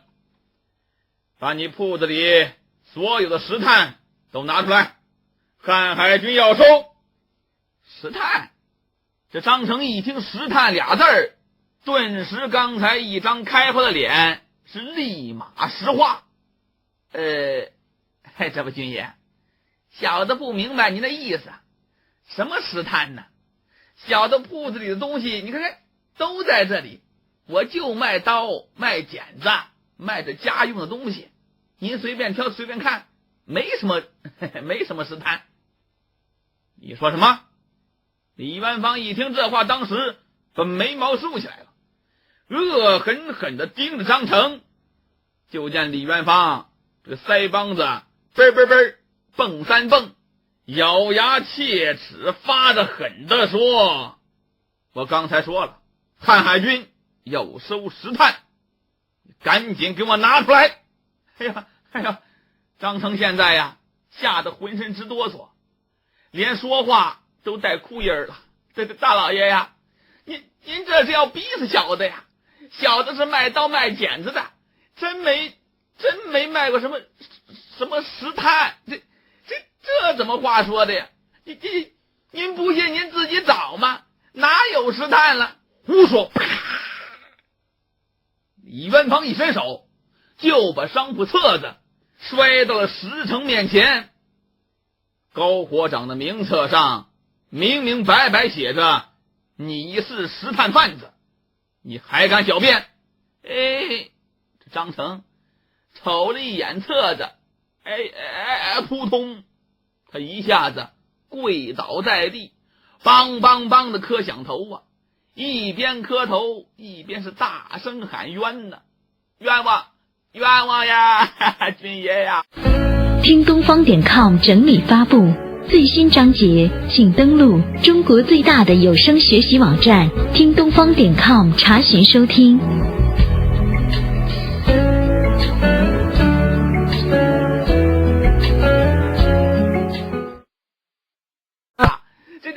这到底怎么回事啊？小的在这八这里做了多年生意，可从来没卖过什么石炭呢，军爷。这高火长在哪里呀？这怎么乱写呀？哎呦，我可冤枉死了！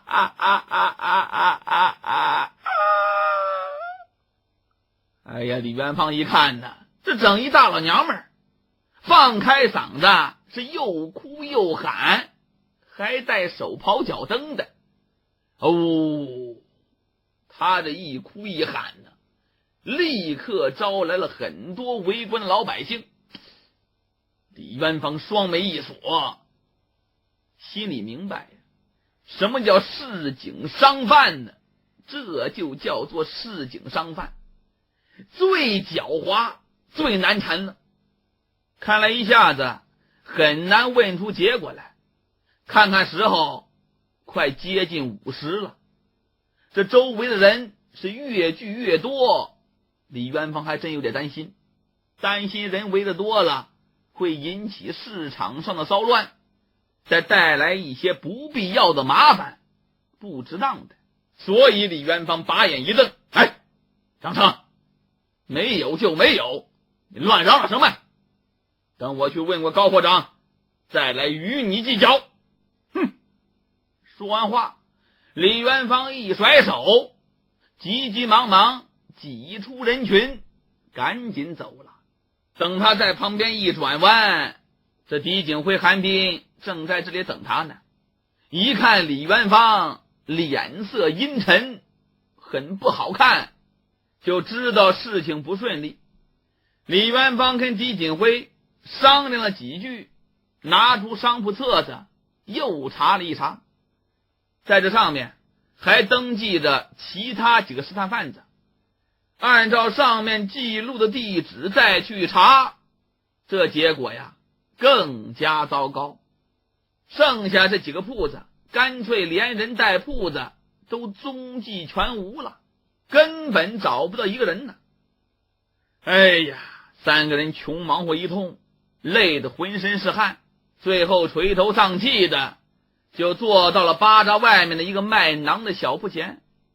这午饭还没吃呢，一看太阳都已经往西转了，一边啃着馕喝着水，李元芳一边埋头继续查找本子。李元芳一看，我说这个高博的记录有没有错呀？李元芳摇摇头啊，我觉得不像啊，这些铺位呀，我觉得肯定是有过，否则高博也编造不出来呀。还有刚才那个张成分明就是滨州口音，而且说到石炭时神色很反常，我认为这里面绝对有鬼呀。可现在咱们无凭无据的也不好硬来呀。嘿，哎呀，怎么这么麻烦呢？我说李元芳啊，你过去一拧他的脖子，我就不信他不开口。事情哪有那么简单呢？他要是乱说一气的话，我们怎么知道是真是假呀？还得想个办法把他的真话给套出来呀。谁说不是呢？那就慢慢想吧，看有什么辙呢。哎呀，真是伤脑筋呢。咱们按下他几个，在这里想辙不提。翻回头啊，再说那个张成，撒泼哭闹一阵子，还真管事儿，把那位军爷给糊弄走了。哎呀，这张成啊长出一口气，看了看围观的老百姓，看什么？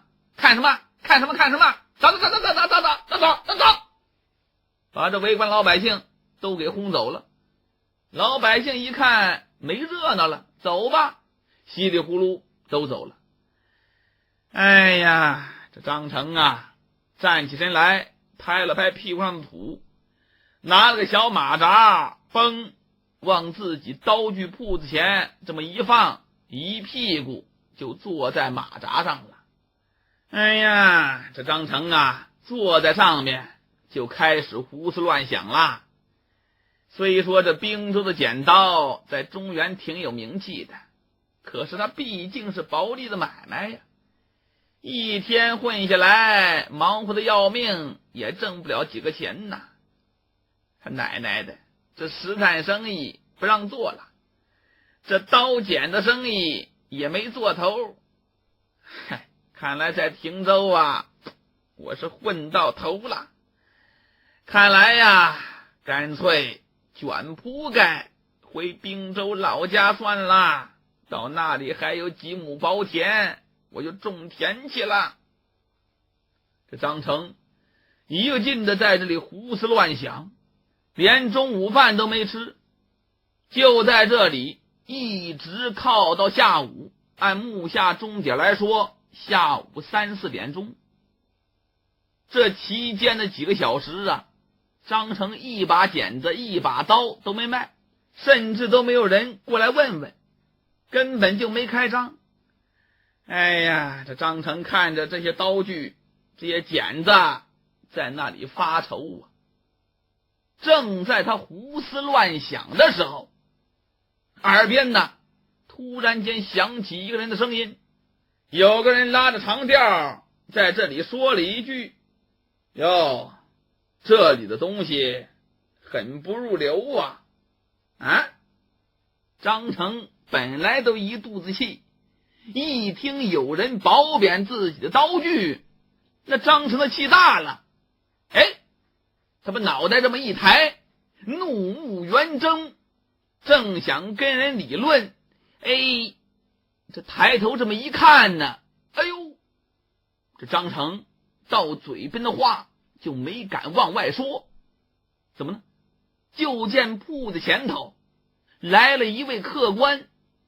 这位客官呢，从穿着打扮上来看，是一位公子爷呀，锦衣华服，那比一般老百姓这强的太多了。一看穿着打扮，那非贵即富，那不是个官二代就是个富二代。再看这个面相，也不算很年轻，30多岁正当年，嘴上留着一抹乌黑发亮的小胡子，两只似笑非笑的凤眼是顾盼之间神采飞扬啊，手里头还握着一把折扇。你看这初春季节，天气初暖乍寒，根本就不热，你摇晃一个折扇有什么用呢？无非是身份象征罢了。哎呀，就从这个通身上下的气派，张成立即就能断定，这位那绝对是一个非富即贵的大家来头。那对这样的主顾，张成可不敢怠慢呢，赶紧这脸上是由阴转晴，满脸马上就堆起微笑来了。哎呦，赶紧站起身来，来到了这位公子爷近前。这位客爷，小铺摆在外头的呢，都是一些下等货色，那肯定是入不了您老人家的法眼。小人看得出来，您老人家可是有身份的，可是有地位的。还要啰里啰嗦往下讲，这公子爷很不耐烦的摆了摆手中的折扇。行了，我听你这口音也是滨州人呐。是啊。张成一听这位公子说话，哎呦，当时眼珠一亮啊，听这位爷的口音，莫非咱们还是同乡？这公子爷没有答言呢。站在公子爷身旁啊，还有一个小书童，一个10多岁的男孩子，虎头虎脑的，穿着青衣小帽。就见这个小书童把眼一瞪，我告诉你，我家老爷可是滨州最有钱的大官人，你和我家老爷同乡，你也配？好厉害的小哥呀！张成被这小孩子骂得一缩脖。这个时候就见那个公子爷连连摇头啊，做出了一副痛心疾首的样子。我这个小厮啊，说话虽然难听一些，可是你就把这些东西摆出来，那也真是给咱们滨州的生意人丢脸呐！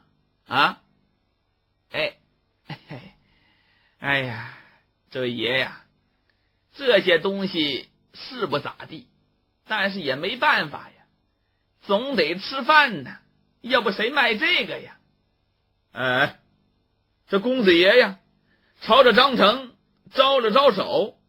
这张成那意思，你什么意思的干活？什么意思？就见那公子爷朝他招招手，然后一伸手，从怀里就摸出了一件东西，啪，把折扇一打开，嘣，就把这个东西放在折扇上了，然后把这个折扇往前一递，递到张成面前。张成一看这个折扇，当时啊，把嘴张多大，怎么呢？在这把折扇上面放的一大顶银子。张成抬眼看了看这位公子哥，就见这位公子说话了：拿去，你的货呀我都包了，这点钱够了吧？别在这里摆着丢人现眼。够了！这张成啊，简直是喜出望外呀！哎呀，都说大款的，今天自己真的见到真大款了。你看人家啊，视银钱如粪土，这不烧包吗？这不是？哦，就是看着我这东西不好，摆在外面，怕给滨州丢人，给我一锭银子，把这些东西全买了他怎么带呀？肯定扔了，还管你呢！哎呀，大官人呐，您怎么对我这么好啊？但是这位公子哥呀，脸上丝毫没有表情，还是紧绷着一张脸。好什么呀？老乡帮老乡嘛，不算什么。不过我看你这人呐，也挺精明的，怎么就做这一点小生意呀？啊？哎呀，这没别的生意可以做呀，也没有什么本钱呢。得了，我看你呀也是我的老乡啊，今天爷就给你指条明道，你看怎么样啊？哎呦，张成一听啊，那感情好，这什么明道啊？说着话，张成狐疑的就把脑袋凑过去了。这时候就听这个公子爷说话了：我呀刚在滨州收了好几个石炭矿子，我听说亭州这地儿石炭生意非常好做，就过来瞧一瞧。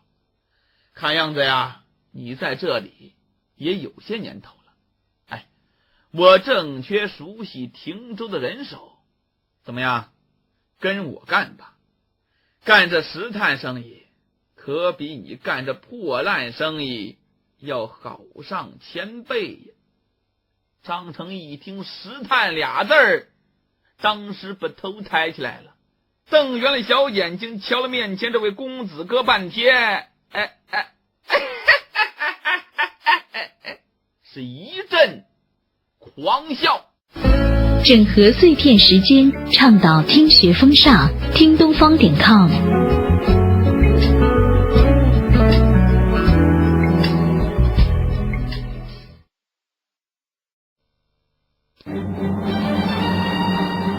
听众朋友，请听长篇评书《神探狄仁杰》，演播王风尘。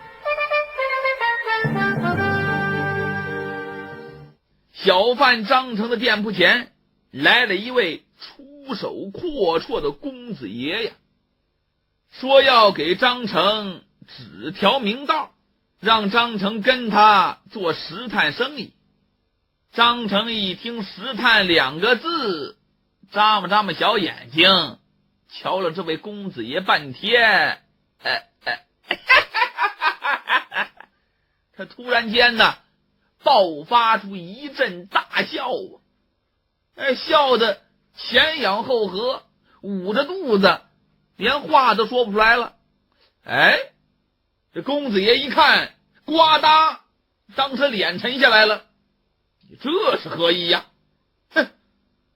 公子爷面露不悦之色，一甩袍袖，转身就走。这张成一把就把这位公子爷给拉住了。好不容易才止住笑声啊！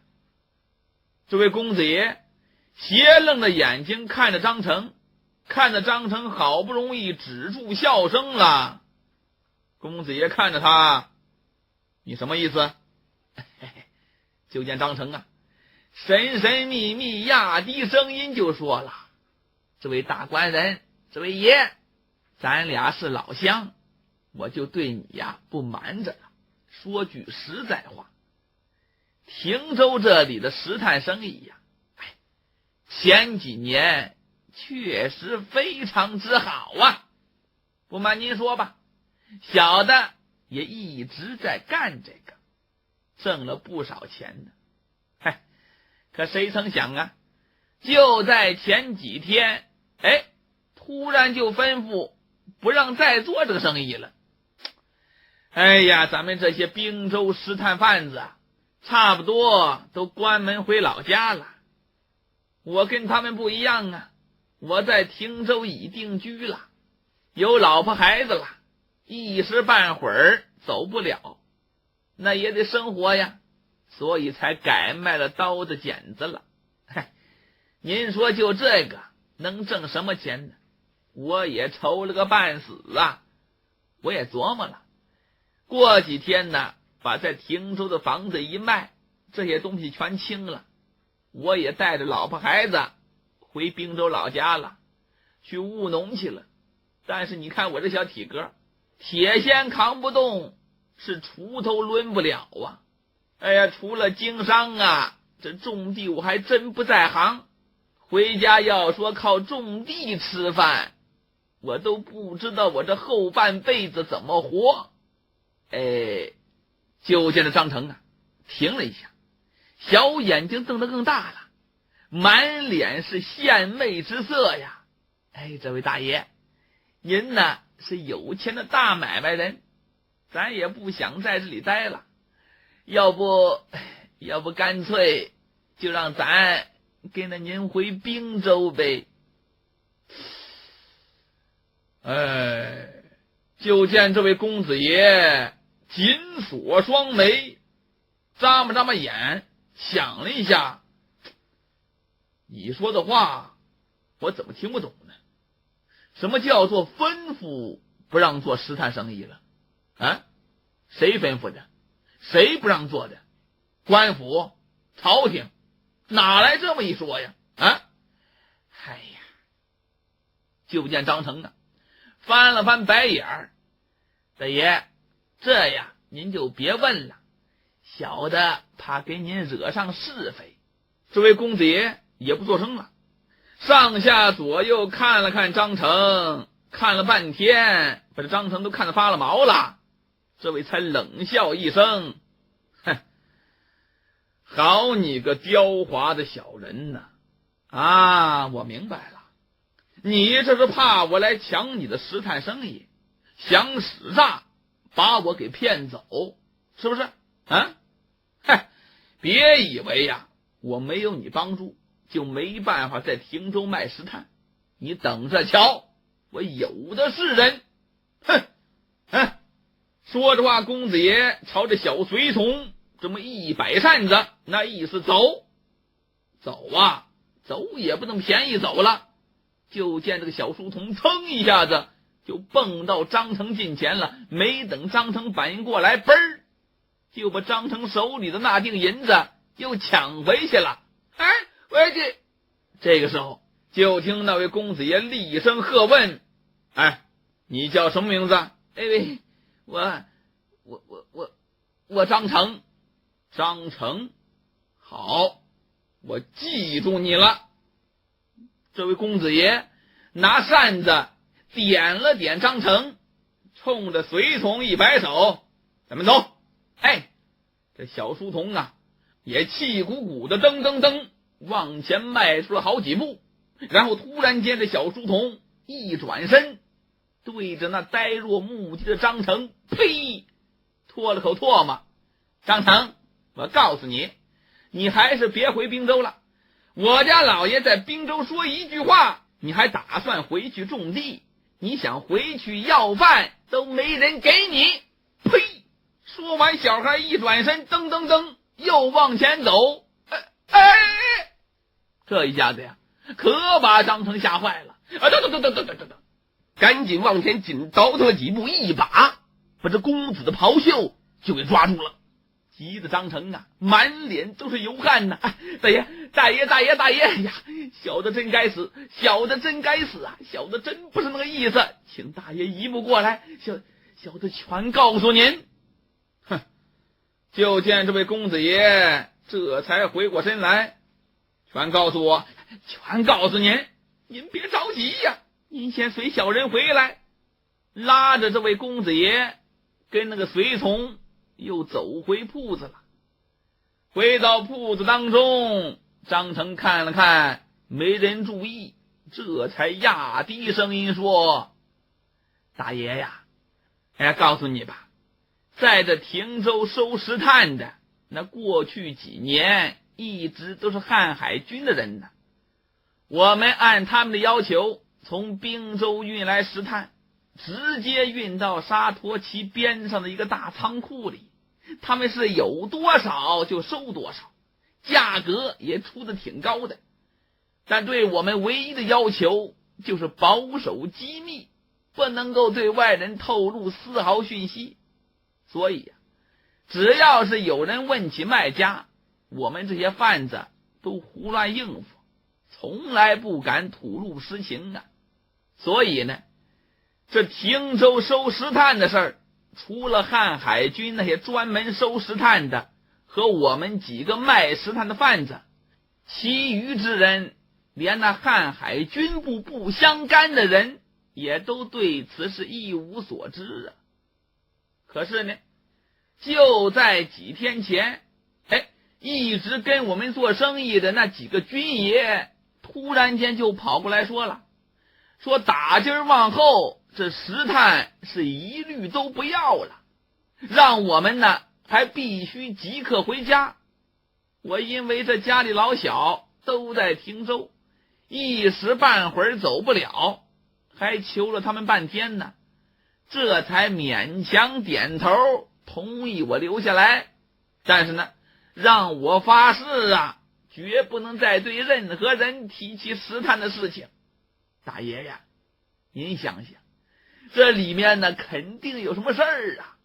所以呢，我看在咱们是老乡的面子上，我得劝您一句，您可千万别再来趟这个浑水了。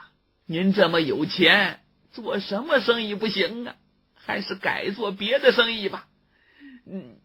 你只要做别的生意，小的愿听您的差遣啊。这公子爷听完话点点头，原来是这样啊，这还差不多。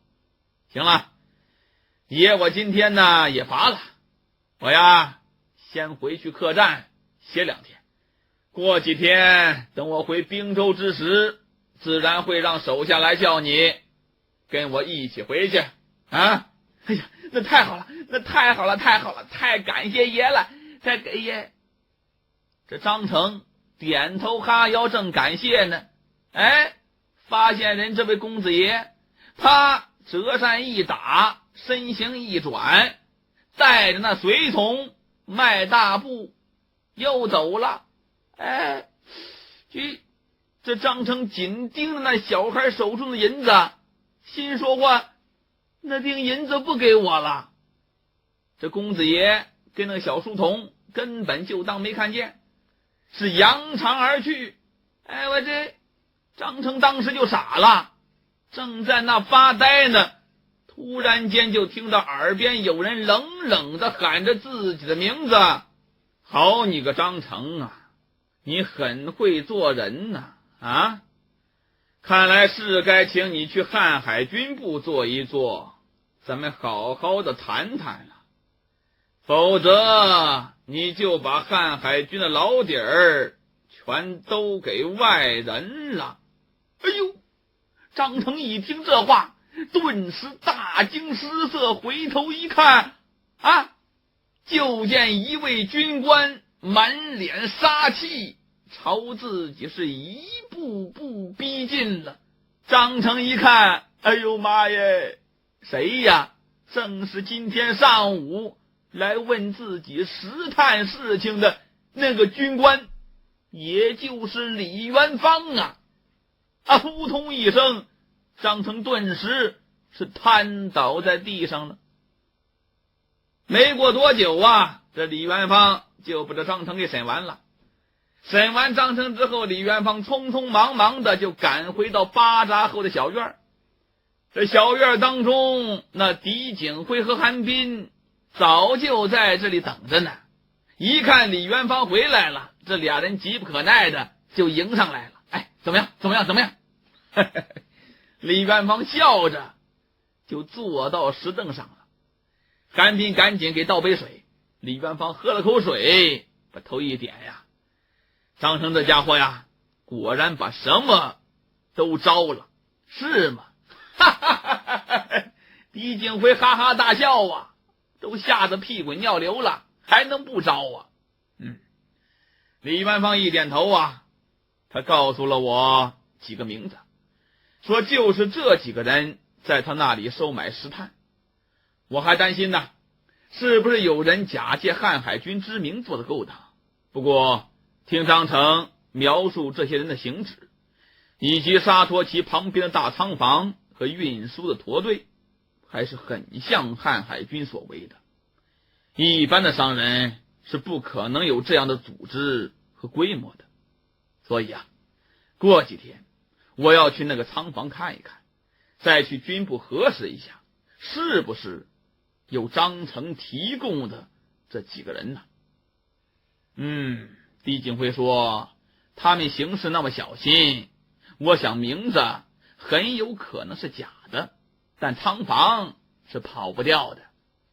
小孩韩冰伸手从怀里就掏出了一锭银子，递给了李元芳。哥哥，还给你。李元芳一看这银子乐了，你们俩呀可够狠的，骗得人家晕头转向的。狄景辉把嘴一撇，你总共就这么一点钱，都给了他，我们岂不是要饿死啊？哎呀，今天这戏演得怎么样啊？李元芳一点头啊，你们俩呀演得还真不错。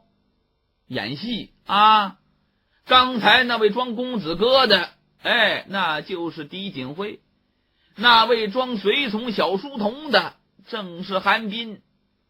那狄景辉这一身行头哪来的呀？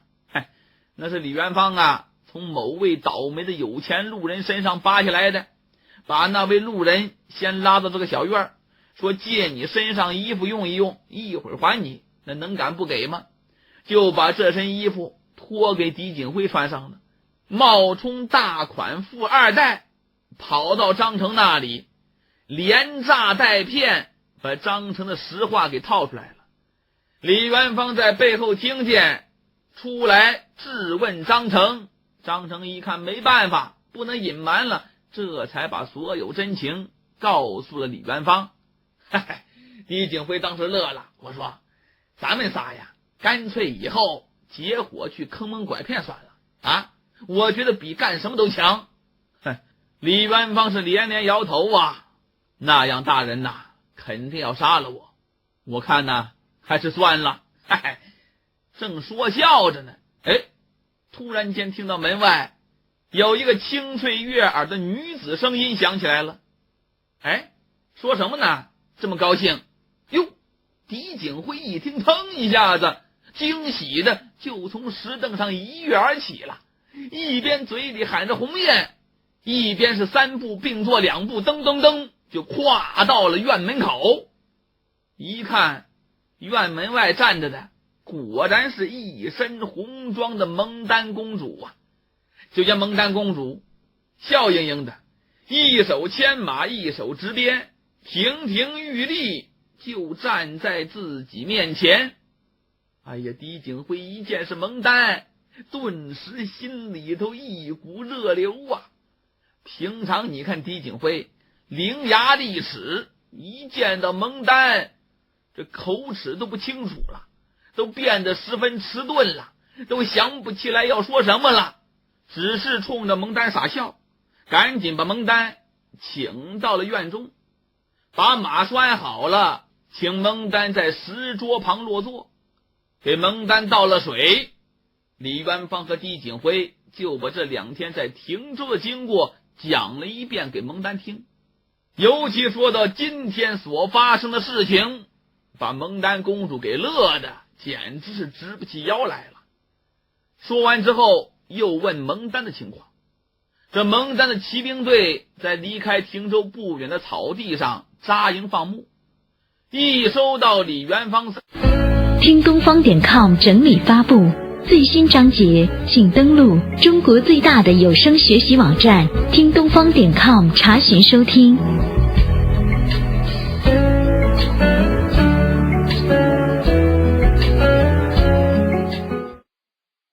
看个个人到亭州来的信息，就赶紧的来看望他们来了，同时还给他们带来了一条好消息，那就是哥哥梅迎春派人送信来了，说已经从洛阳返程了，算算时间，再有个10多天也该到达亭州了。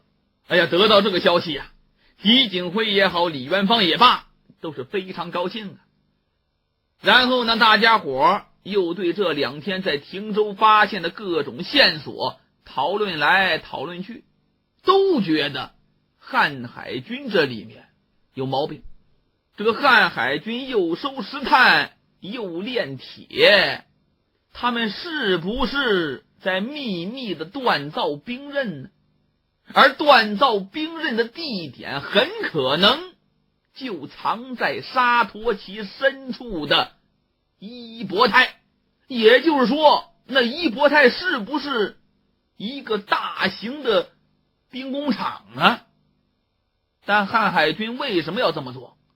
锻造的兵刃都用来做什么？整个事情如何组织的，已然是迷雾重重了。大家伙想了半天，也想不出一个所以然来，也只得暂且作罢。然后李元芳又赶回集市继续核查商铺，因为他没有时间了，就有蒙丹带着韩斌去草原上骑马射箭。那这个下午啊，为了赶时间，李元芳马不停蹄的是一家连一家核查商铺，勉为其难的应付来自天南海北的商贩们。哎呦，李元芳啊，发现这个经商做股比自己打仗要难得多呀，自己有点不胜任，累的李元芳啊是头晕眼花，腰酸背疼啊。心里话，看来一个人呢还真就是各有所长，能干什么不能干什么还真不一样。你像自己临阵杀敌，杀一天也未必如此劳累呀。这好，半天的功夫累得头晕眼花的。一看天色将晚，不少的商贩们都开始收摊关门了。李元芳一看，干脆呀，我也回家吧。转身刚想往家走，就这个时候，突然间呢，有人从李元芳背后蹑手蹑脚的悄悄的来到了李元芳的后面，伸手就去抓李元芳的衣襟儿。那李元芳什么人呢？眼观六路，耳听八方啊，武术大家，身形何其敏捷呀！那能容你近身吗？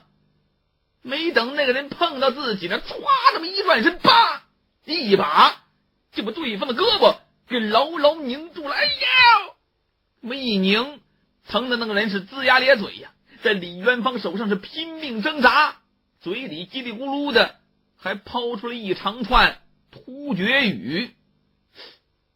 李元芳这个时候跟这个人打了照面，这么一看呢，嗨，闹了半天是个突厥的小孩子，小男孩。哎呦，这孩子啊够脏的，衣衫褴褛，蓬头垢面，这个脸呢都不知道多长时间没洗过，一道一道的，看这样子好像是个野孩子。李元芳一看这个小孩子，冲他一瞪眼，微微松开了手。李元芳会突厥语呀，就问他了，你想干什么？这小孩子一听李元芳的语气还挺温和，胳膊呢也没那么疼了，这才用另外一只手擦了擦额头上的汗，马上用汉语就问李元芳了。感情这个孩子也会汉语。你是李校尉吗？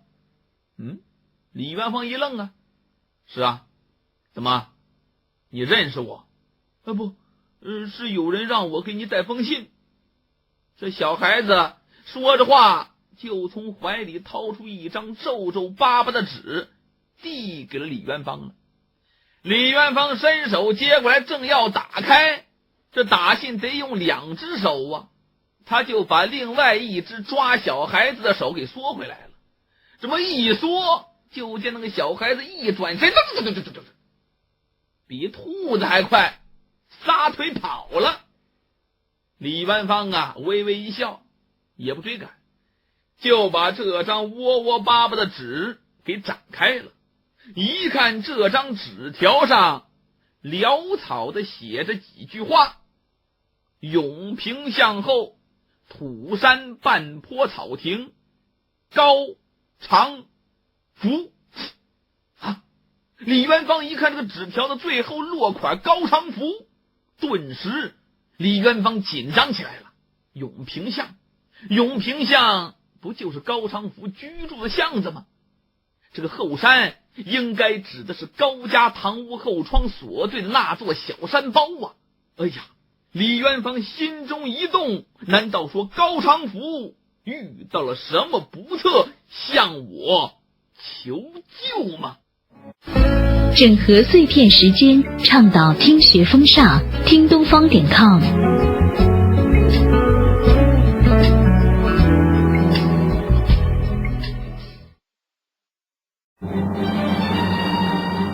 听众朋友，请听长篇评书《神探狄仁杰》，演播王风尘。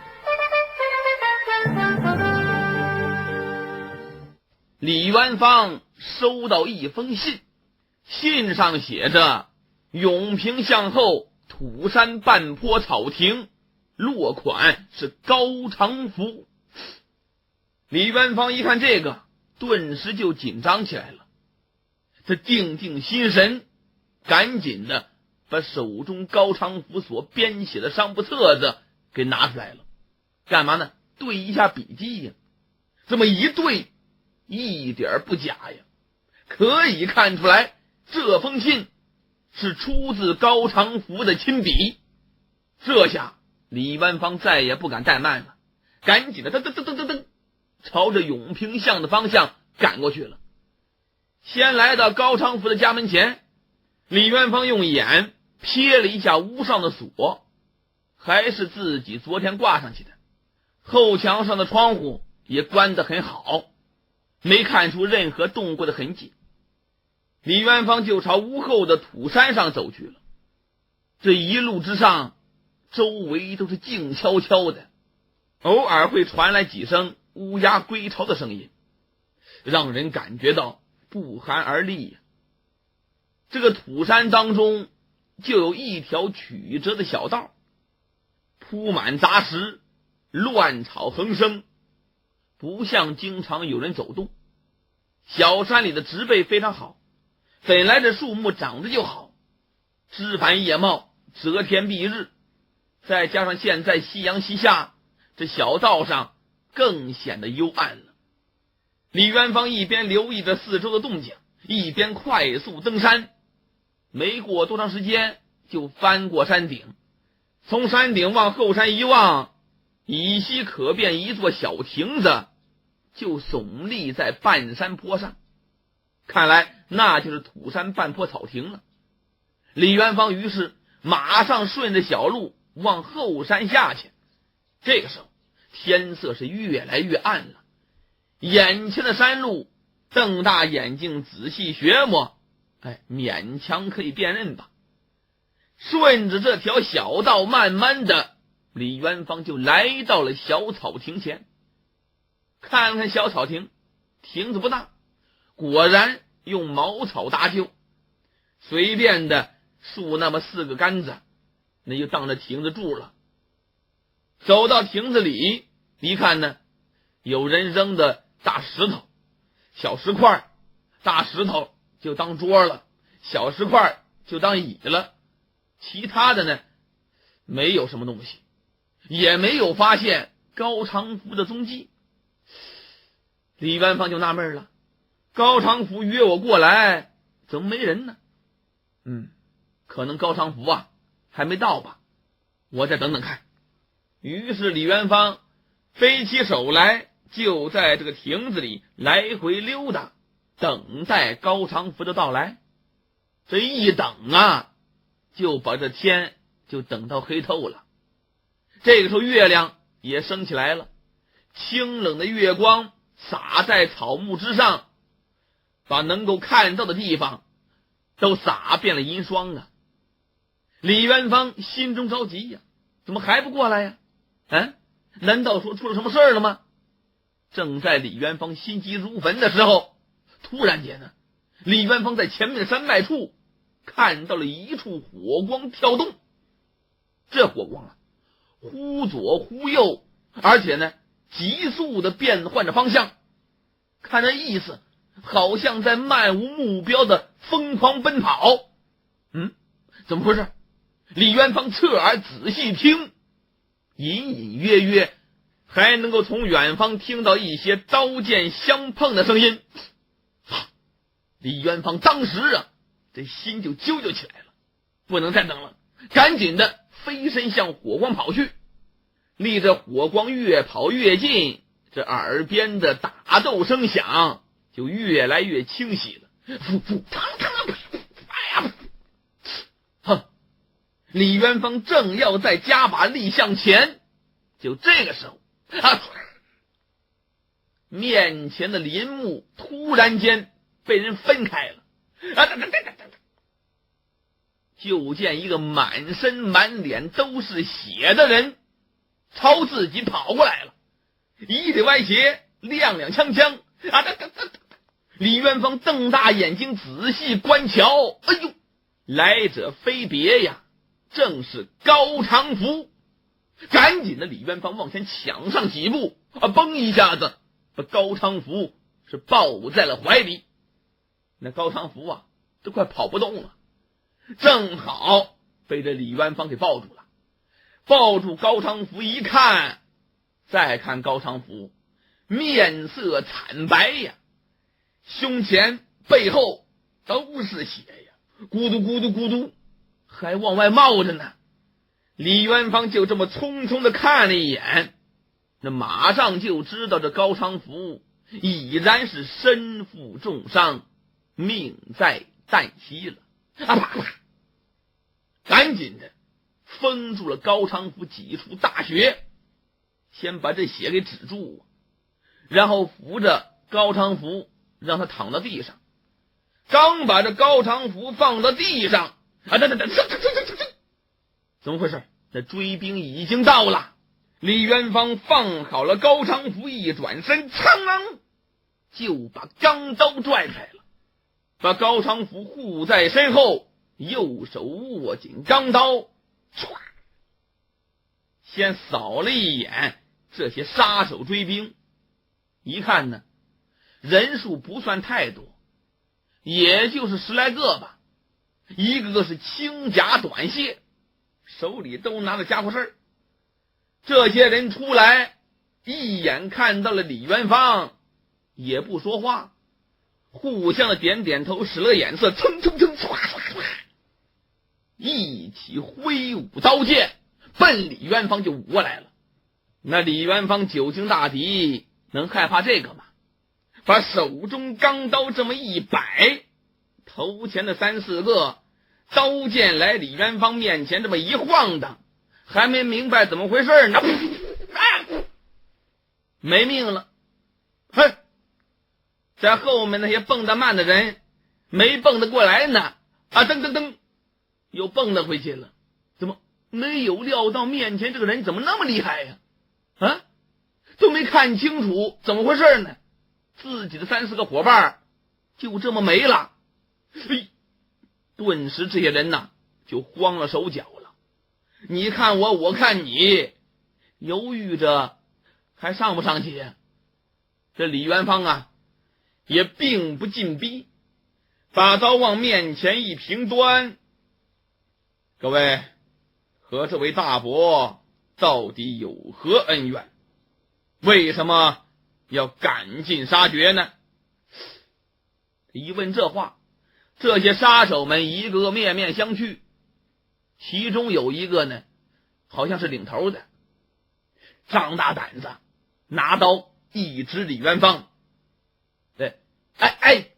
我告诉你，我们是瀚海军在追杀逃犯，我说你这个人不要不要多管闲事啊！李元芳一听，什么瀚海军？李元芳当时不由得大吃一惊啊！我也是瀚海军校尉，却不知这位高伯犯了什么大罪，你们非得如此赶尽杀绝呢？什么？这杀手们一听，你也是瀚海军校尉，这些人呢也大吃一惊，大出所料啊！稍微一吃一嗨，领头的一跺脚，兄弟们，少他妈给他废话，杀人要紧，赶紧给我杀吧！这些人呢，一看这领头的人又来劲儿了，于是鼓鼓勇气，再度是一拥而上，刀剑并举，奔着李元芳就过来了。就这些杂碎，那哪是李元芳对手啊？本来李元芳啊想好好的问一问，但是呢，他感觉到现在的高昌福状态不太好啊，已经是气息奄奄了，这怕一会儿高昌福再没了。所以李元芳心一横，我呀也不跟你们废话，不跟你们花长时间纠缠了，干脆来个利索的吧，一刀一命吧！按目下钟点来说，不超过20秒，这剩下的10来个人就死了8、9个呀。这领头者没死啊，一看我的天哪，妈的妈，我的姥姥，这家伙怎么那么厉害呀？就剩下2、3个了。你别看我是个领头的，其实我这功夫啊还不如这些弟兄呢。我当这个领头的是不花钱买的，其实啊我还不如他们。我跑吧我。想到这里呀，见势不妙，是扭头就跑。剩下的那2、3位一看头都跑了，自己还打什么呢，也早已胆怯了，跟着领头的人也是扭头就跑啊。李元芳也不追赶，没那功夫。一听还有人在哼哼，用眼睛一学摸，这还躺着一位呢，闹了半天没被自己给杀死，还有口气儿。于是李元芳过去一把把这位给拎起来了。你们到底是不是瀚海军？受何人差遣？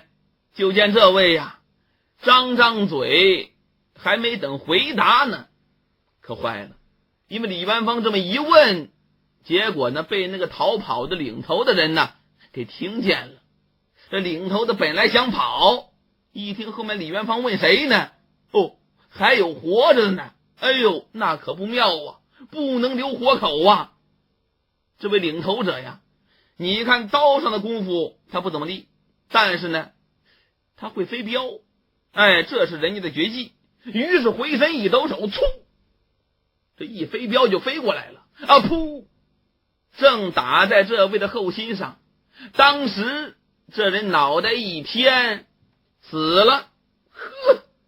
李元芳可气坏了，你们跑就跑呗，我不追你们也就罢了啊，怎么把我这个活口打死了？可恼可恶啊！于是李元芳把这人尸体往地上一扔，蹭蹭哪里走，抡刀就过去了。那这些人能跑过李元芳吗？眨眼之间就被李元芳追上了。这些人一看李元芳来了，再想跑不了了，那只能拼命了。牙关一咬，玩了命了。李元芳一看这3位玩命了，想抓活的已然不行了，也一咬牙关，干脆呀下死手吧，噗噗噗，2、3刀把他们杀了个一个不剩。等确认这些人再无活口了，李元芳这才把单刀往下一滴，拎着单刀一边往下滴的血，一边蹭蹭蹭蹭蹭快速返回到了高昌福身边，把刀往地上一戳，然后伸手把高昌福抱在了怀里，是连声呼喊呐：高伯，高伯你醒醒，高伯！呼喊了半天，这高昌福这才悠悠的缓了过来。他把眼睛睁了睁，哎呦，这眼睛里呀都没有神了。看了看李元芳，高博这喉咙里发出断断续续的嘶哑声音：沙陀团，危险，找武训。李元芳是连连点头，贴着高长福的耳朵说：是，我听明白了，高伯，你要我找武训，沙陀团危险啊！高长福一听李元芳听明白了，那表情是略感欣慰，但突然间呢，往外紧倒了几口气，看那意思人已经不行了。高长福就利用最后这一点力气，猛然间一把揪住了李元芳的衣服，直勾勾的瞪着双眼，喊了一声切，就喊一个字钱，然后手一松，脑袋一偏，人没了。李元芳当时牙关就咬紧了，一看高长福瞪大双眼，无神的往天上看着，看那意思死不瞑目。李元芳轻轻的把高长福的眼睛合起来，双手把高长福缠起来，往旁边走了几步，放到了旁边比较隐秘的一个草丛之中，又走回去，把地上的钢刀捡起来，拿着刀咔咔咔砍了一些枝叶，把这高长福的尸体暂时的先掩盖起来。那现在呀，来不及掩埋了。掩盖完了高长福之后，李元芳头也不回的又顺着小路回到了自己家中。当着李元芳赶回家的时候，蒙丹、狄景辉这几个人呐，正等得心急火燎呢，都不知道李元芳干什么去了，怎么这么晚还不回来呢？都挺着急。一见李元芳满身血污的回来了，嘿，这些人都是大吃了一惊啊！李元芳让韩斌把门户关好了，进了屋，匆匆忙忙的李元芳把经过向大家说了一遍。大家这么一听，顿时是鸦雀无声啊，心情又沉重又惶恐。哎呀，大家心里就清楚啊，这危机怎么像如影随形一般，寸步不离的紧跟着我们呢？从沙陀旗、伊伯泰一直跟到了此时的亭州，接下去还会发生什么更可怕的事情呢？大家的心里头啊都很没底呀。在这烛光暗影当中，就见李元芳凝神沉思了许久，最后才长长的出了口气呀。各位呀，我要离开几天呀？离开几天？蒙丹和狄景辉都很疑惑呀，干嘛要离开呀？就见李元芳把头一点，是的，我要去办一些非常重要的事情，短的话7、8天吧，长的话可能要10多天。在这段时间里，李元芳说着话，朝蒙丹微微一笑，红颜呐，我就把他们2个全托付给你。听东方.com 整理发布最新章节，请登录中国最大的有声学习网站听东方.com查询收听。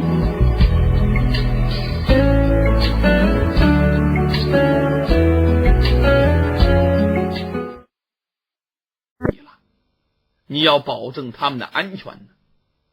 蒙丹一脸疑惑呀，这没问题。不过李元芳没等蒙丹问话，就打断了蒙丹的话。明天一早啊，你就去骑兵队带几个最精干的弟兄来，这些天就一起住在这里，应该不会有事啊。这样做也只是以防万一，所以大家要谨言慎行，千万不要惹是生非呀。一切都要等我回来再做计较。另外，那个时候梅兄也应该到亭州了，我们就会有更多的帮手了。狄景辉现在也非常严肃，把头点了点。你放心吧，不过呢，你这样离开不算私离训弟吗？如果瀚海军追问起来李元芳说钱归南不在亭州，瀚海军又好像很忙碌，短时间内应该顾不上我们。如果是有人来问，你就想办法搪塞，只要拖过这几天也就是了。狄景辉一点头。这个时候李元芳突然间又按桌子站起身来了，吩咐韩斌给我找件新衣服，把这件衣服替我洗干净了。韩斌赶紧的就给李元芳找了件新衣服。李元芳到旁边把衣服换好喽，把有血迹的衣服交给韩斌，然后又对蒙丹狄景辉说，我还要出去一下蒙丹看看狄景辉，狄景辉瞧瞧蒙丹。我说，这深更半夜的你还要去哪呢？我还有点事儿，去就回呀。说着，这李元芳也不多解释，然后就出了门了。上哪去呀？去见裴素云呢。这裴素云今天晚上也不知道为什么在床上翻来覆去，也是无法入眠呢。眼看着这3更都已经过了，还是没有一点困意。他也不想点一点安神香，反正是睡不着就干脆起身吧。走到外屋，把窗户打开，看了看月光之下的天山雪峰，那现在也就是一个黑乎乎的轮廓罢了。裴素云靠在窗前，就痴痴呆呆的在这望了一阵子。习习凉风灌入屋内，裴素云拢了拢雪白的披肩，悠悠的叹了口气，伸手又把这个窗扇给合拢了，然后一转身正要回去。就在这一转身的时候，把裴素云吓一跳，怎么发现在桌前坐着一个人。他不由自主的往后倒退一步，但往后这么一退也看清楚了，闹了半天坐在桌前的正是李元芳。他什么时候进来的，从哪进来的，自己居然一无所知。裴素云一看是李元芳，这心里头就不那么慌张了。莫名当中，裴素云好像已经料到李元芳会来，或者说在期待着李元芳来吧。李元芳一看裴素云看到自己了，于是李元芳也站起身来，向裴素云抱歉的一笑，是不是吓到你了？对不起呀。裴素云也不说话，就是静静地注视着李元芳。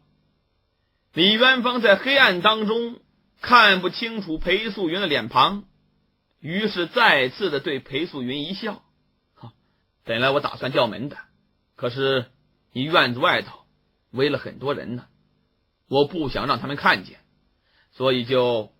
什么？裴素云一听这话，当时一惊，我家外头有人在监视。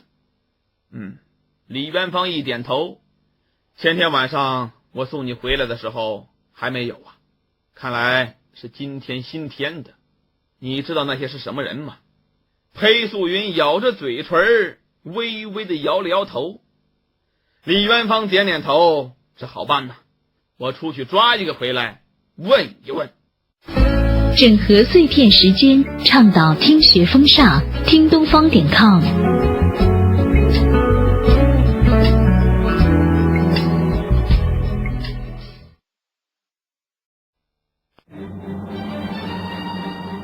听众朋友，请听长篇评书《神探狄仁杰》，演播王风尘。李元芳隐夜来见裴素云，但发现呢，裴素云住宅之外已经被人秘密监控了。李元芳问裴素云：“你知道那些是什么人吗？”裴素云木然的一摇头。李元芳又问：“要不要我出去抓一个来问问？很容易的。”裴素云冷冷地说：“不必了。”说着话，裴素云就走到桌边坐下了，抬头看了看李元芳，仍然在那站着。裴素云就做了一个请坐的手势，然后垂下眼睑，是再也不看李元芳了。李元芳略微犹豫，还是在裴素云的对面坐下了。这桌上现在就点着一支红烛，清白的火焰笔直向上，蜡油顺着烛身缓缓滴泪。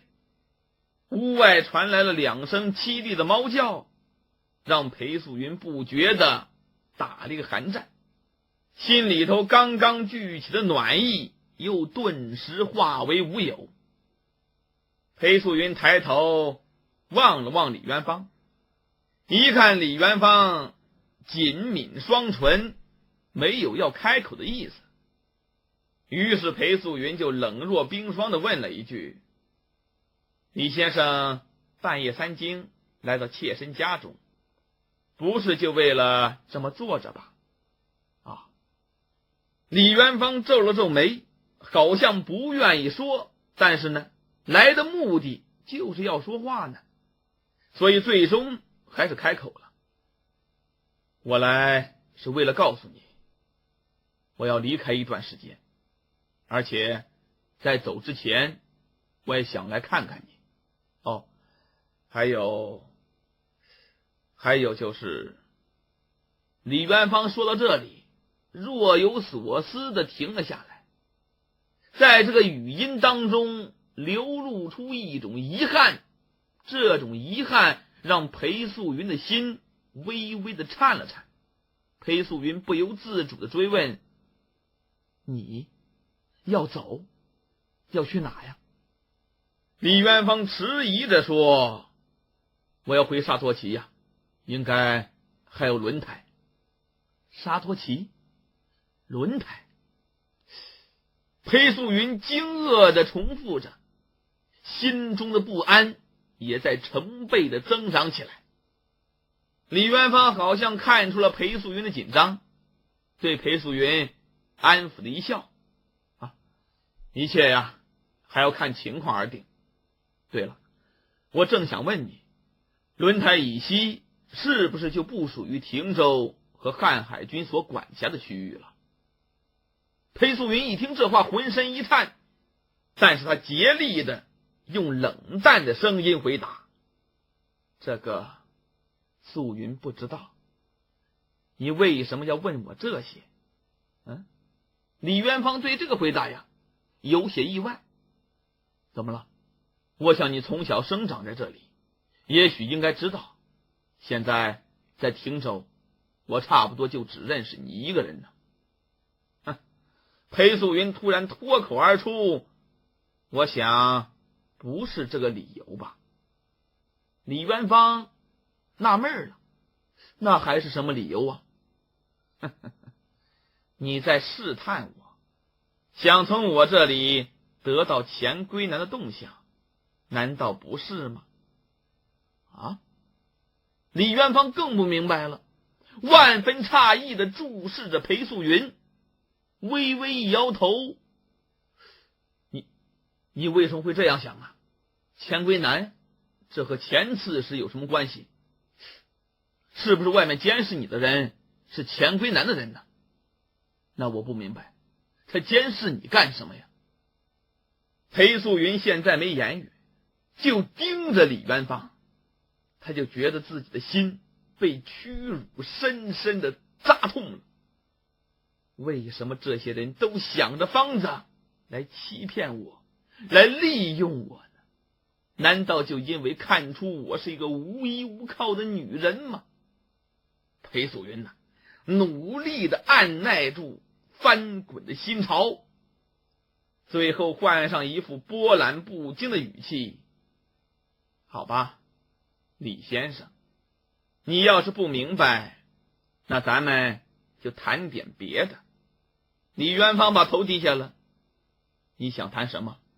裴素云咬了咬牙，语带讥讽地问：李先生，你在这深更半夜夜深人静的时候跑到我家，难道就不担心会碰上我的丈夫吗？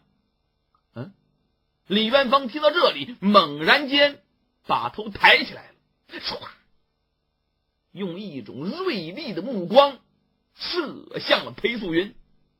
李元芳这种目光就像箭似的，逼得裴素云几乎要退缩。但是裴素云还是倔强的回视着李元芳，盯着李元芳，直到李元芳的眼神又慢慢的温柔起来。这个时候裴素云就听李元芳说了：我不担心。为什么？因为你没有丈夫。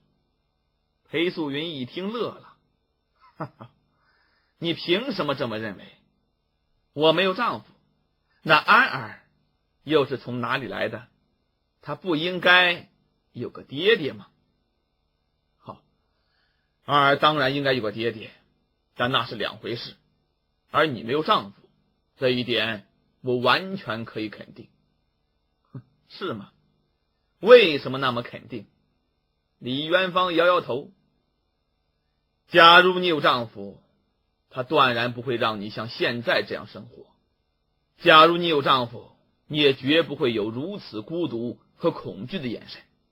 假如你有……李元芳说到这里，突然间停下来了。李元芳三个假如，说着裴素云听的是心惊动魄。但现在的李元芳眉头紧蹙，仿佛在那里喃喃自语：安儿的爹爹钱归南。我明白了。这个我明白了说出来，裴素云在这边把眼睛闭上了，很久也没有听到李元芳的任何声音。后来裴素云把眼睛慢慢张开，眼前模模糊糊的，他看到了李元芳仍然一动不动地坐在对面。裴素云低声说：我以为你早知道。李元芳这个时候直视着裴素云，一字一顿地说：我不知道。裴素云被李元芳这4个字说的身子无限的虚弱起来。这在汀州，这是尽人皆知的秘密。我才来汀州3天，根本就不认识什么人，无从得知你们的秘密。不过我应该感谢你的好心，现在就告诉我，还算及时啊。说着话，李元芳站起身来了。裴素云没站起来，因为裴素云现在已经无力站起来了。他只好用眼睛看着李元芳：你要走吗？怎么？你还有话要说？裴素云茫然的摇摇头：没有了，没有了。李元芳这个时候迈步站到了裴素云面前，语气十分平淡：那好，我还有几句话要问。裴素云点点头，那意思你问吧。但同时眼前又是一片模糊，恍恍惚惚听到他在问：钱归南有没有提起过我？裴素云又点点头。所以你从一开始就知道我是谁？裴素云还是点。听东方.com 整理发布最新章节，请登录中国最大的有声学习网站听东方.com查询收听。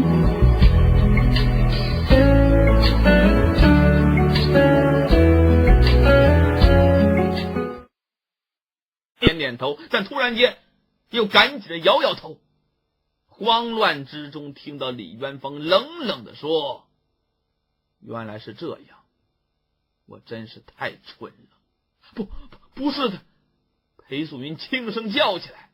他猛地抬起双眼，正好碰到了李元芳的目光，不由自主的倒吸了一口冷气呀。因为从目光里头，他没有看出来自己想象当中以为李元芳应该有的那种愤怒和怨恨，而只有一种深彻入骨的失望，而这种失望是最打击自己的。裴素云的眼泪模糊了2次，现在已经模糊不起来了，终于是夺眶而出了，而眼前这个人却在这里一言不发的还在这站着。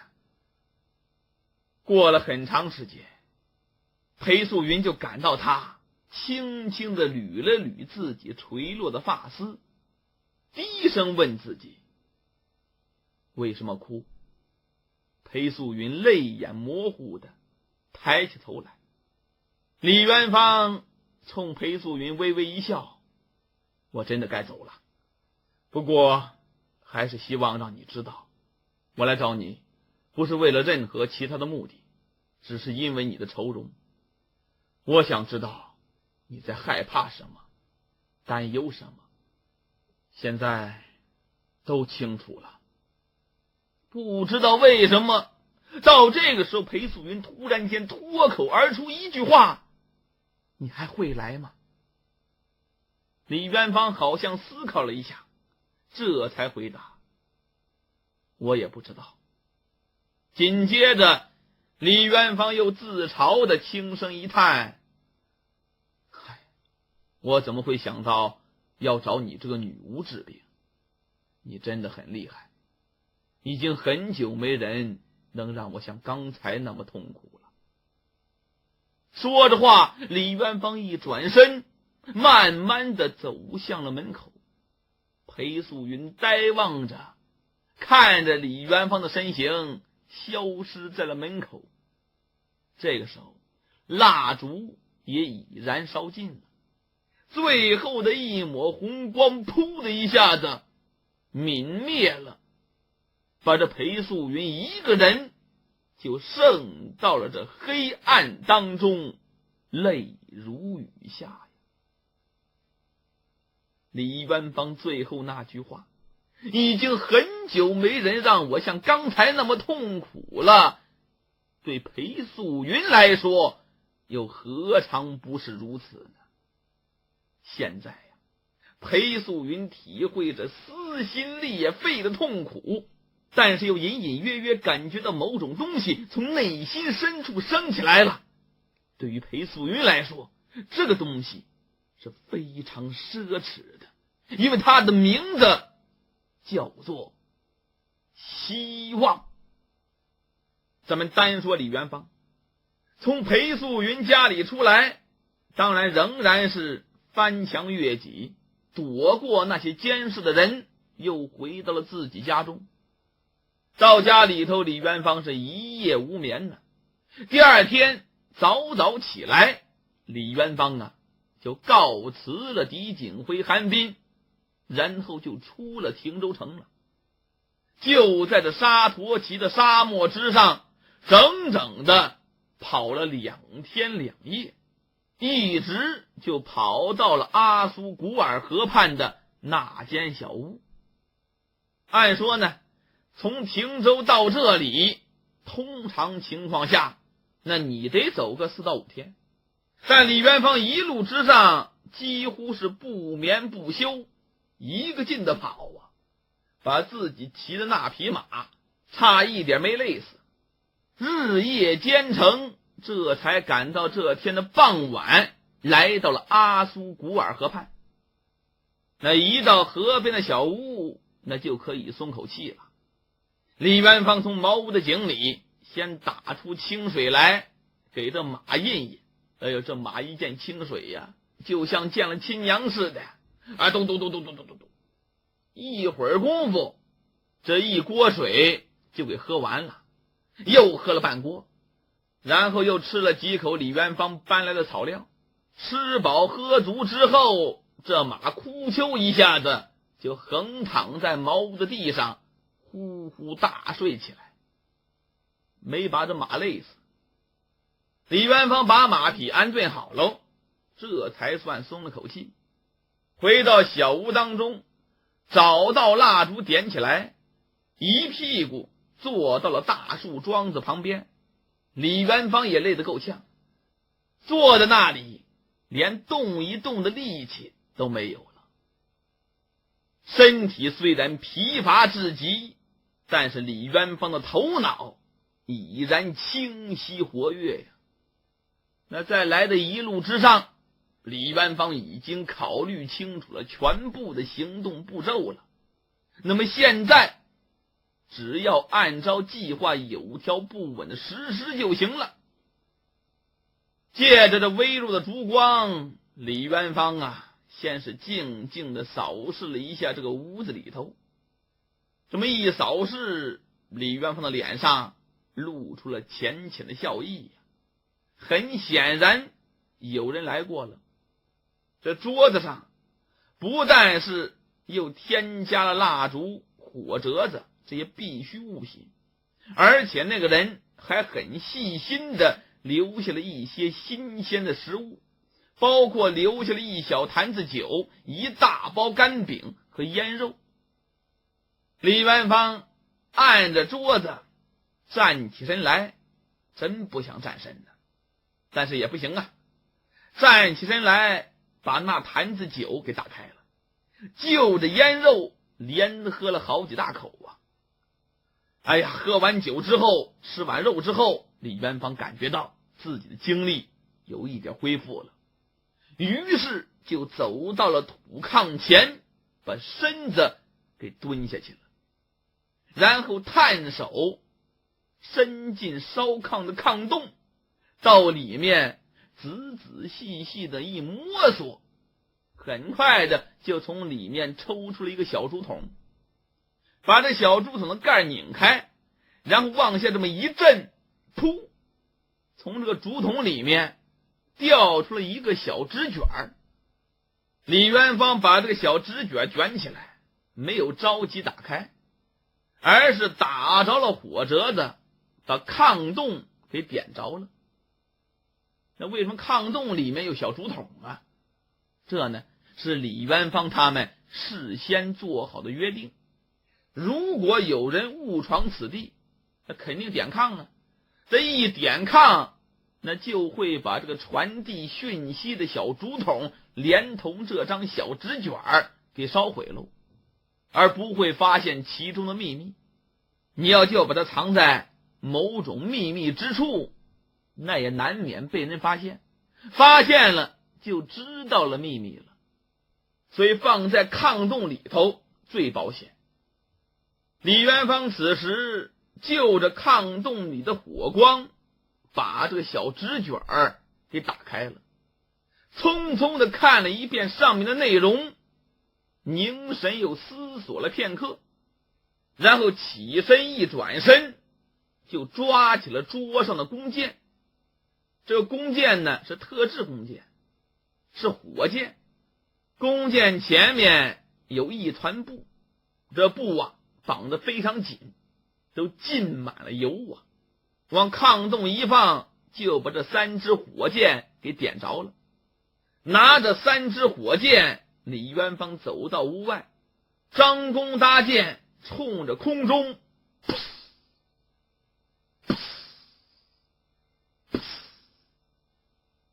连放了3支火箭。又隔了一会儿，李元芳又点了仨，又是3支。就这样一共重复3遍，放了9支火箭。放完了火箭，李元芳遥望静默的黛蓝色苍穹，这火箭流星似的光束就落到了远端的沙丘暗影当中。李元芳明白呀，那后面就是伊伯泰了。那么接下来呢？接下来就是等待了。李元芳知道，至少自己要在这里等上1个晚上，最早要到明天上午才会有人到这里来跟自己见面。那么这个晚上做什么呢？虽说李元芳现在累极了，但是暂时的还不能够休息。有一件很重要的事情，李元芳现在必须要做。错过了今天晚上，那以后不知道什么时候还会再来呀。李元芳呢，就站在小屋门前向外望了望，一看这阿苏古尔河的河床还像前一次来似的那样的平坦，那样的干涩，丝毫没有蓄水的痕迹。李元芳沿着河床又走了走，连上次来这里时所见的积雪融化成的小水塘，现在呀都已经干枯了，可以说是一片死寂。在这片死寂当中，就透出荒漠绝地的森严了。李元芳现在想起了茅屋中的那口水井，刚才给马匹打水的时候，好像发现这个水位又往下降了一些。这到底怎么回事呢？水位怎么会下降呢？于是李元芳又回到小土屋。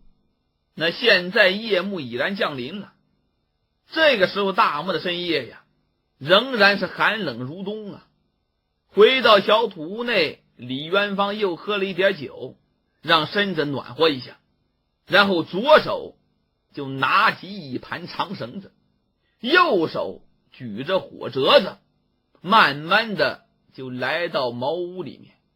一看那匹马呀，还在草垛上睡呢，睡得很香呢，真累了。马累了，人不能歇呀。李元芳就在这个茅屋墙上找了一个破洞，把这火折子插进去了，用它作为照明之用，然后又把这个长绳子一头系在了茅屋的立柱上，另外一头往自己腰间一盘一系。干嘛呢？李元芳要下井。系好了之后，李元芳又从怀里掏出一枚小蜡烛，在这个火折子上给点着了，然后把这枚蜡烛横咬在嘴里，再把黑色铸铁的盖子给挪开。李元芳这才要下去探一探这井中到底藏着什么样的秘密。整合碎片时间，倡导听学风尚，听东方.com。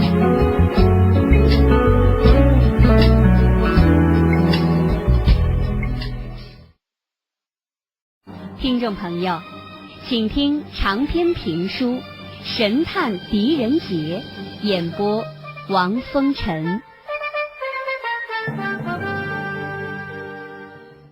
李元芳夜探深井，他腰里盘着绳子，嘴里叼着蜡烛，挪开了盖井的铁盖子，顺着井口慢慢的爬了下去。这口井本来就很深，那第一次他们来这里的时候，咱也说了，李元芳为了找水又往下掘了不少。虽然记不清楚确切的深度了，但是李元芳估计着至少要到20多丈以下。那这一次再往下爬，果然比自己当时模糊的意识当中感觉到的还得深呢。这开始的井壁呀，还都是干燥的硬土，越往下爬越阴森，越往下爬越寒冷，还有一股子淡淡的臭气从这井底深处扑鼻而来呀。那这一回再下井，那和头一次着急挖掘取水的时候，这心情不一样啊。这一次主要是过来仔细观察的。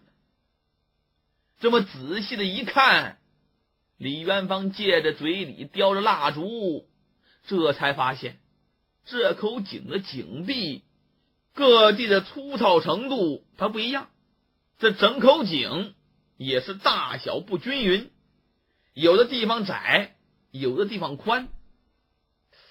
李元芳一边往下顺，一边暗自琢磨，看起来呀，这口井好像更像是一个天然形成的一个地缝。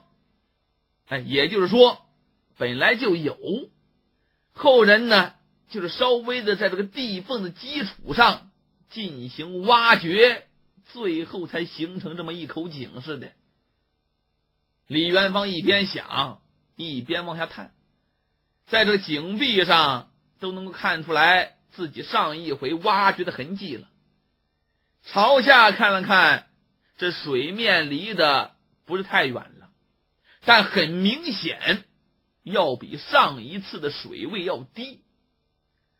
哎呀，李元芳一看这个，心中暗自感叹呐，幸亏是这一次水位低呀，如果上一次的水位就这么低，恐怕当时自己很难坚持到挖出水的那一刻了。从这个方面来看，老天爷还是比较眷顾我们的，我们的运气也算是不错呀。李元芳很清楚的记得，上一回就在井底涌出水的时候，他好像在井壁上摸到了有松动的地方。不过呢，当时自己已经虚脱了，几乎要昏厥了，没办法仔细查了。那么今天自己再度下井，就是想看这一个自己始终心里头惦记的事情，这个松动处到底有什么玄妙。果然呢，没再往下探多少距离，李元芳就在井壁上找到了那块松动的岩石。朝下看了看，上一回自己拼命挖出来的水就在脚底下突突的冒着，离这个岩石还有一小段距离。李元芳就在这个地方试着推了推岩石，这一用力呀，咕隆一下子，李元芳居然把这个岩石给推开了。哟，李元芳仔细一瞧啊，闹了半天，这个岩石后面还有一条黑咕隆咚的狭道。用蜡烛照了照，说它狭小吧，但是还是能够容一个人躬身前行。那再往前是什么呢？看不清楚了，黑咕隆咚一片。李元芳一看呢，干脆呀，我去看看。于是李元芳飞快的就把腰间的绳索给解开了，然后一弯腰，直溜就钻进了这条暗道之中。在这里弓着腰往前行走，手里举着蜡烛。这个暗道一会儿窄一会儿宽，一会儿上一会儿下，用手摸了摸四壁，都是坚硬的土质，而且十分干燥啊。李元芳是一步一趋往前走，慢慢的眼前渐渐的出现了隐隐约约的亮光，连脸上都能感觉到微风的吹拂。这风一吹过来，李元芳忍不住把鼻子捂住了。怎么呢？那股腥臭的气味在这风里更加重了。看来这个地方有通风口啊。看了看四周，好像这个地方啊也越来越宽了，慢慢的居然都能够直起身来了。哎呀，李元芳啊，赶紧振奋起精神，加快了脚步，沿着暗道就向前跑起来了。这暗道越来越宽了嘛，就这么着又往前跑了几步，就来到暗道头了。到了这里，李元芳是戛然止步，赶紧的刹住脚步，因为李元芳发现自己面前突然间是出现了一个巨大的地下岩洞，而这个暗道的口就在石壁之上啊！这再往下走一步就掉下去了，弄不巧就摔出个好歹来。李元芳瞅下面看了看，这岩洞啊深不可测，但就在这一眼望不到头的深处，好像又有晦暗的光线和徐徐吹来的微风，可见呢前头应该有出口。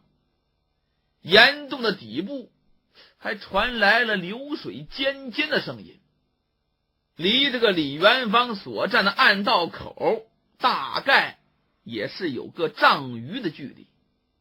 李元芳就拿起手中的蜡烛，朝外头探了探头，从幽深的水面上反射出轻微的摇曳的红光。李元芳当时明白了，这个下面那就是所说的神秘流淌的地下暗河。这个暗河不知道从何处而来，也不知道流向何处，但总而言之啊，这个地方这个气味太难闻了，又腥又臭，熏得李元芳脑袋嗡嗡作响，一阵阵眩晕呢。他感觉到手越来越热了，一看呢，这手中的蜡烛都快烧尽了，赶紧蹲下来靠在岩壁边，从怀里又摸出一根新蜡烛，把这根新蜡烛点着了，顺手就把剩下的蜡烛头扔下了暗河。这往下一扔，不当紧，那个蜡烛头还着着呢。这蜡烛头在空中划过一条红色的弧线，刚刚这么一接触到漆黑的暗河，顿时这水面上竟然着了火了。这一下子好学没把李元芳给吓傻那里，他瞪大眼睛注视着幽黑深处的那一条细微妖异的红线，顿时呆住了。那就在李元芳到达阿苏古尔河畔的这个小屋子的这天傍晚，那在一博泰里的那潘大忠来到了武训的营房前。自打这李元芳离开之后啊，武训就搬到了原来短命鬼吕家的那个大营房里居住了。潘大忠今天来找武训，来到营房前，这营房门口有守卫呀，守卫都认识潘大忠，冲潘大忠一抱拳：“潘伙长。”这潘大忠啊，心不在焉的一点头，举步就要往里走。这守卫就把潘伙长给拦住了。潘伙长，武校尉呀正在休息，他吩咐过了，任何人不得入内。潘大忠一听，把眼一横：“放屁！下午操练的时候，是武校尉自己约我过来商讨军务的，怎么突然间就不得入内了？”这武校尉确实是这样关照属下的，要不我给您通报一声啊？这潘大忠啊，脸色铁青的点点头啊。您稍后片刻啊。这守卫一进营房，时间不大又转回来了。潘伙长，你说这怪不怪？武校尉呀，这没在里头。什么？潘大忠一听，当时就被眼瞪圆了，死盯着守卫。这守卫看着额头上咕嘟咕嘟直冒汗呢。不是，原来在里头的，怎么突然间就没了呢？这我也不清楚啊。听东方.com整理发布最新章节，请登录中国最大的有声学习网站听东方.com查询收听。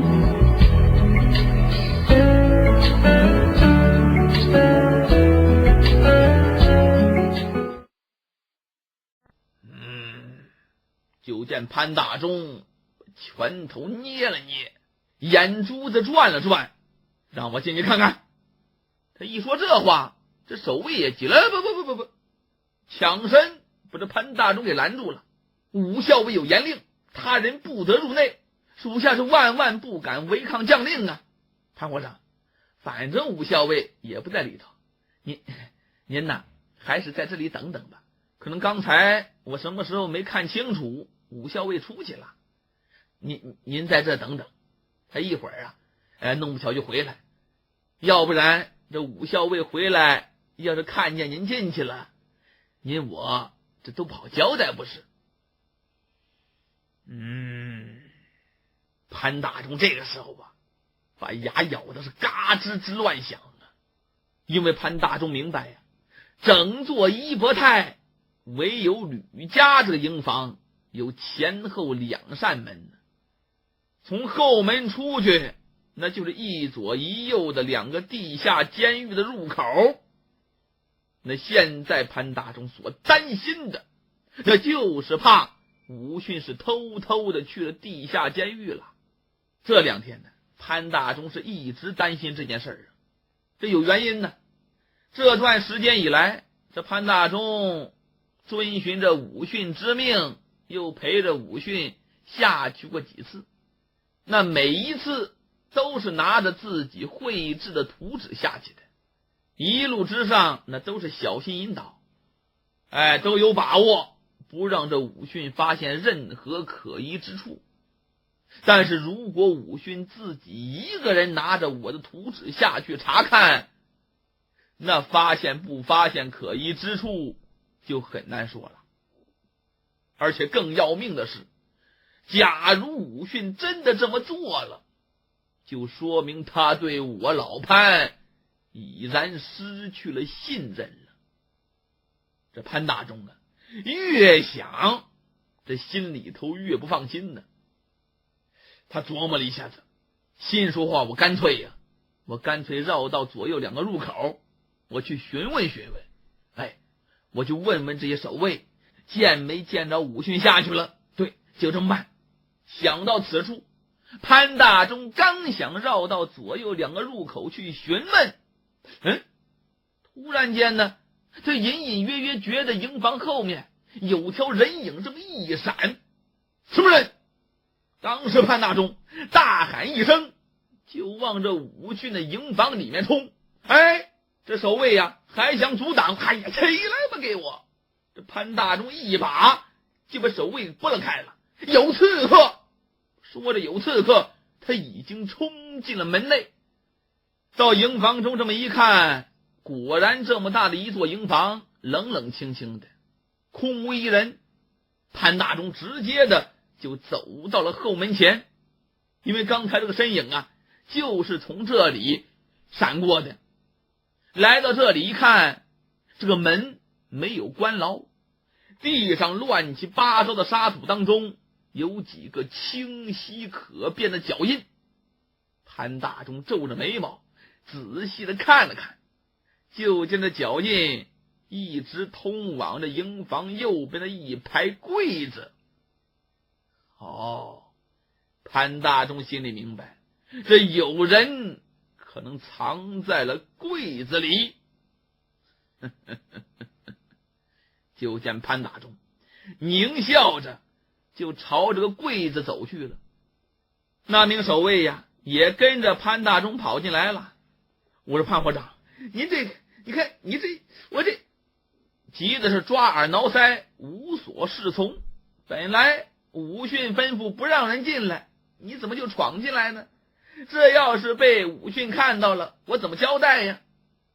眼见着潘大忠就走到柜子前了，就这个时候突然间咣，前门大开，就见武训迈着大步冲了进来。往里一看，这潘大忠在这里呢，武训是满脸怒气，大吼了一声：“哎，你们在干什么呢？”这一嗓子把潘大忠吓一跳，转向身这么一看，武训进来了。他赶紧的一指柜子：“吴校尉，刚才我看到有个人呐，从后门进了您的营房了，好像就躲到这里了。”就见武训紧锁双眉，瞪大眼睛一瞪老潘：“真的？真的，我亲眼所见，不信你问他。”老潘又指了指守卫，守卫把脑袋一拨：“我没看见，都是潘伙长说有什么人影，有什么刺客。”守卫心说话：“我才不跟你背包袱挨雷呢，是你说有刺客才冲进来的，我哪知道有没有啊？别往我身上推呀！”就见武训又狠狠地瞪了一眼老潘，噔，迈大步就来到柜子前头，劈手就把柜门拉开了。探脑袋往里看了看，切，娘的，屁都没有！把脑袋往回一缩，咣当，又把柜子门给关上了。身形一转，又瞪了老潘一眼。我说老潘，你搞什么名堂，搞什么鬼呀？不是我刚才明明看见的，我明明跟这潘大忠现在是十分尴尬呀。武训又狠狠地瞪了一眼那守卫：“还有你，怎么能够随随便便就把人放进来呀？”潘大忠能听不明白话吗？知道这武训含沙射影，是针对自己，搪塞不过去呀，赶紧解释吧。“吴校尉，您息怒。刚才呀，我不是奉您的命令来找您谈事来了吗？